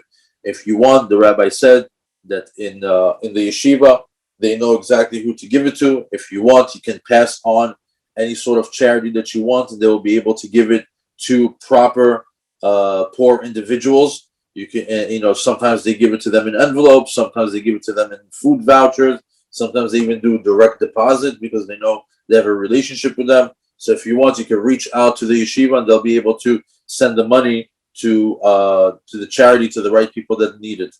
When we do Mishloach Manot, the purpose of Mishloach Manot is to bring the people closer together in order to make the hearts closer. So, when you're giving something to somebody, it should come that you should give them food, bottle, and if you want to bring somebody closer, you want to give them something, like a very tasty piece of food, a nice bottle of wine. And furthermore, if it's to bring the hearts closer, it would be nice if you wrote a letter over there that something that expresses peace, something that expresses love, something that expresses forgiveness. Because the reason for all this is in order to take people that are far from each other and bring them closer to one another. And blessed be the man who increases the peace in the world and who's able to do this. And blessed be the man who is able to take advantage of this specific time. We know that this is on this particular day also, anybody who reaches, whose hand is stretched out for charity, you must give him charity. Now, on Purim, maybe on other days we check, do you have a certificate? Who are you? We try to do a little bit more. On Purim, we don't check on the people. If they stretch out their hand and said, give me charity, we give it. Why? Because similarly in the Shemaim, it's the exact same thing. Anybody who asks on that day, they also get on that day. So it's very important to stay focused on this particular day, to know that we have the responsibility of giving to people that are needy, and in return, us too, when we ask from the heavens, we have the ability to get answered for it as well. So not to squander these moments, not to squander this time, and let alone definitely not waste it with improper time management. Furthermore, the rabbi suggested that we wake up early on Purim in order to take advantage of the time and to make sure to hear the Megillah in its proper time and not to miss out one word. A person who hears it from the radio or from a speaker or from the telephone is not yotzeh of this mitzvah. And also, that when you listen to Megillah, you have to honor the Megillah, to show up to the reading of Megillah in Bigdei Shabbat. You have to get dressed up fancy. And even the Arvit, when you come, let it be an Arvit like the way we do in the holidays. So dress up properly and honor it properly. We know that on the night of Purim, there's several mitzvot. One of them is this is a custom that the rabbi's father used to institute in his shul, and they still carry to today, that they put 3 different charity boxes on the podium, and one of them is for machatzita shekel, the other one is matanot le'evyonim, and the other one is kimcha de pischa.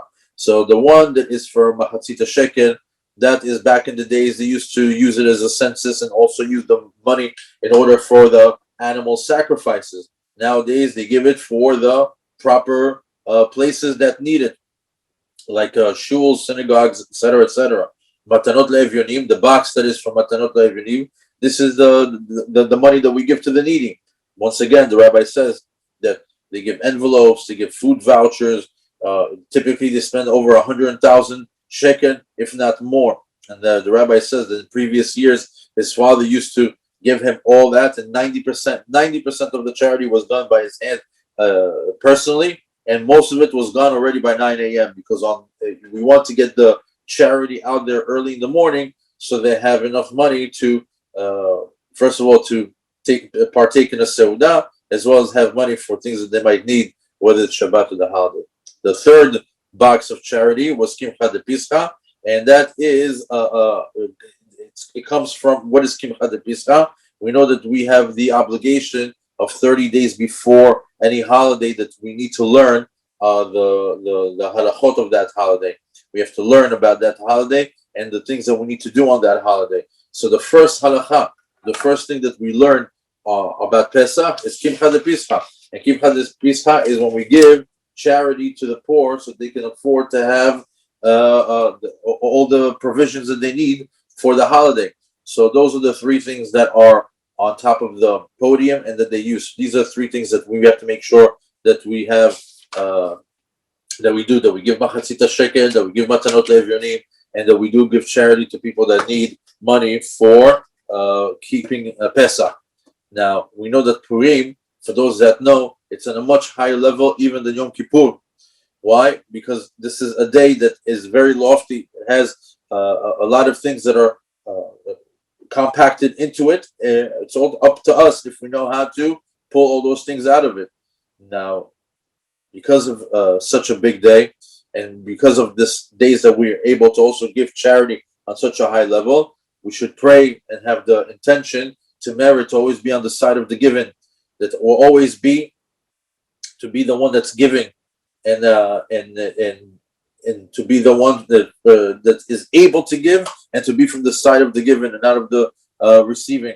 And this particular prayer or this particular intention merits the person to go to much higher levels, because not only does it increase the love of Am Yisrael during the Purim, but it also increases the honor and also increases the unity between the people. We have to be careful that when we are doing these things, where we're getting together and that we're interacting with one another, whether it's the Seudah, whether it's the holiday, whether it's the reading of the Megillah, that it's not going to be with a mixture of men and women together, especially when people are in costume. You know, a man should not wear a woman's clothes, and a woman should not wear a man's clothes. This is not allowed. This is actually this is a biblical prohibition. This is the oraita that you're not allowed to dress in that particular way. For the men, it's not good if they're going to wear a wig. It's not. It's a form of dressing up like a woman. So not to take any costume that requires you to wear a wig. Also, make sure that when you are dressing up in a costume, that it still follows the guidelines of modesty, and not that somebody should, God forbid, dress in that way, let alone come to shul in that way. You know, the seudah that we do on Purim, some even have a custom not to do it only just during the day, but even in the night. So even in the night, if you could, have a small little drink to honor the holiday, maybe eat something. It's good to, but not to drink too much, but to eat something, to do a little bit of the seudah in the nighttime is also something that is very lofty. The rabbi suggested that we go to sleep early and that we wake up early. Also in the seudah, there's a custom to eat nuts in order to commemorate when Daniel came and ate by Esther, because we know that the food was not kosher over there, and they were able to just eat things like nuts and still keep to their kosher diet. And by doing all this, everything that we spoke about, the person can draw a tremendous amount of abundance into their life for the entire year. So that Purim is, the main thing of it is to eat meat, and the meat needs to be good meat, high quality meat. And we can, make sure that when we're eating, it starts off with a netilah, that we bless on the bread, and then the basar could be, it could be, lamb, it could be any type of steak that you decide to. But, a lot of people sometimes do their meals with chicken or fish. Even though the chicken and fish is delicious, it might be really a delicacy in the meal, but it's not being yotzeh yedei chovah. You're not going to be performing the mitzvah in the most ideal way. The mitzvah is to eat meat. Anybody who just eats chicken or fish is not performing the mitzvah the way that it's supposed to be. For the woman, they shouldn't drink wine. The Gemara says that it's frowned upon when a woman drinks wine. If they're sitting together and they want to celebrate, it should be done in an appropriate manner. Maybe they can raise a toast of glass with grape juice, but definitely not drinking, because it does lead to lightheadedness and to it might put the people in a problematic situation. However, a person who is in mourning and wants to partake in the mitzvah of Seudat Purim, he's able to partake, he's able to participate, as long as it's not in his own house, and also as long as there's no musical instruments that are being played. If there's musical instruments, he should not sit in that particular Seudah.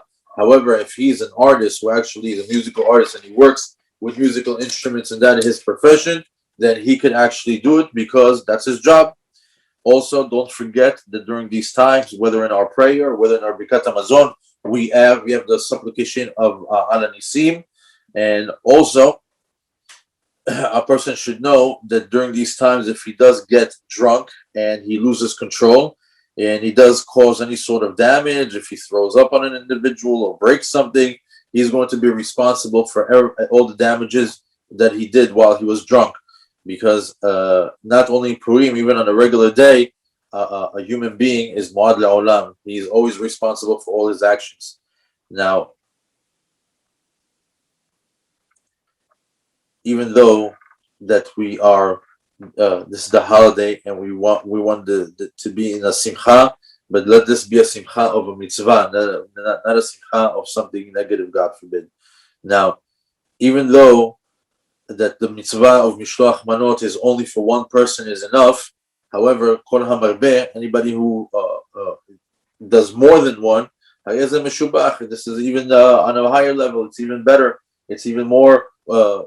It's even more wanted, because by doing this, you're increasing peace in the world. Now, when you do bring mishloach manot, it should be something that is readily edible, meaning you can't bring something that is frozen or something that needs to get cooked. Something that is ready to be in at the moment. So also we know that a drink is considered as a meal. So if you put a small bottle of wine or some sort of a beverage over there, and with a nice like fancy cookie, that also will count as a mishloach manot. Giving candies to children is a good thing. It's a good sign. It's also very it brings a lot of simcha to the children. And the rabbi wants us to make sure that we don't miss out on Knisat Shabbat, because we know that even though we're celebrating Purim, but Shabbat is the Oraita. So at around 1:30, that's when you put the brakes on Purim and you start shifting towards Shabbat mode. Bezat Hashem, the rabbi wanted us to hope that we will soon see each other in Israel, that the Mashiach will come, that we'll come on the wings of eagles to see him, and that we'll meet together in Yerushalayim, and then we'll be there with our wives, with our children. We'll be healthy, we'll be blessed, and Be'ezrat Hashem, we'll spend the times together faster than we think we will be. As a matter of fact, on Sunday, it's going to be Shushan Purim. It's a custom not to say Tachanun on that day. However, for anybody who's, this is the year that this is a Purim Shulash, that Purim can be celebrated in 3 times because of the whole thing that we have in Jerusalem. So he says that on Sunday we don't do Tachanun. The rabbi wanted to bless us that we'll merit to the final Geulah immediately, and the Seudah should be between 12 to 1, give enough time for Shabbat, and then he blessed us for all the blessings of health, wealth, happiness, success, and all that we do. כן, כבוד הרב. אז חג שמח, מלא ברכה, מלא שמחה, מלא ישועות, והתקיים בנו בכם. ליהודים הייתה אורה ושמחה, וששון ויקר, אריכות ימים, שנים טובות, נעימות, ושובע שמחות, אמן כן יהי רצון. אמן כן יהי רצון. חג שמח. תבורכו, אוהבים אתכם. בהצלחה.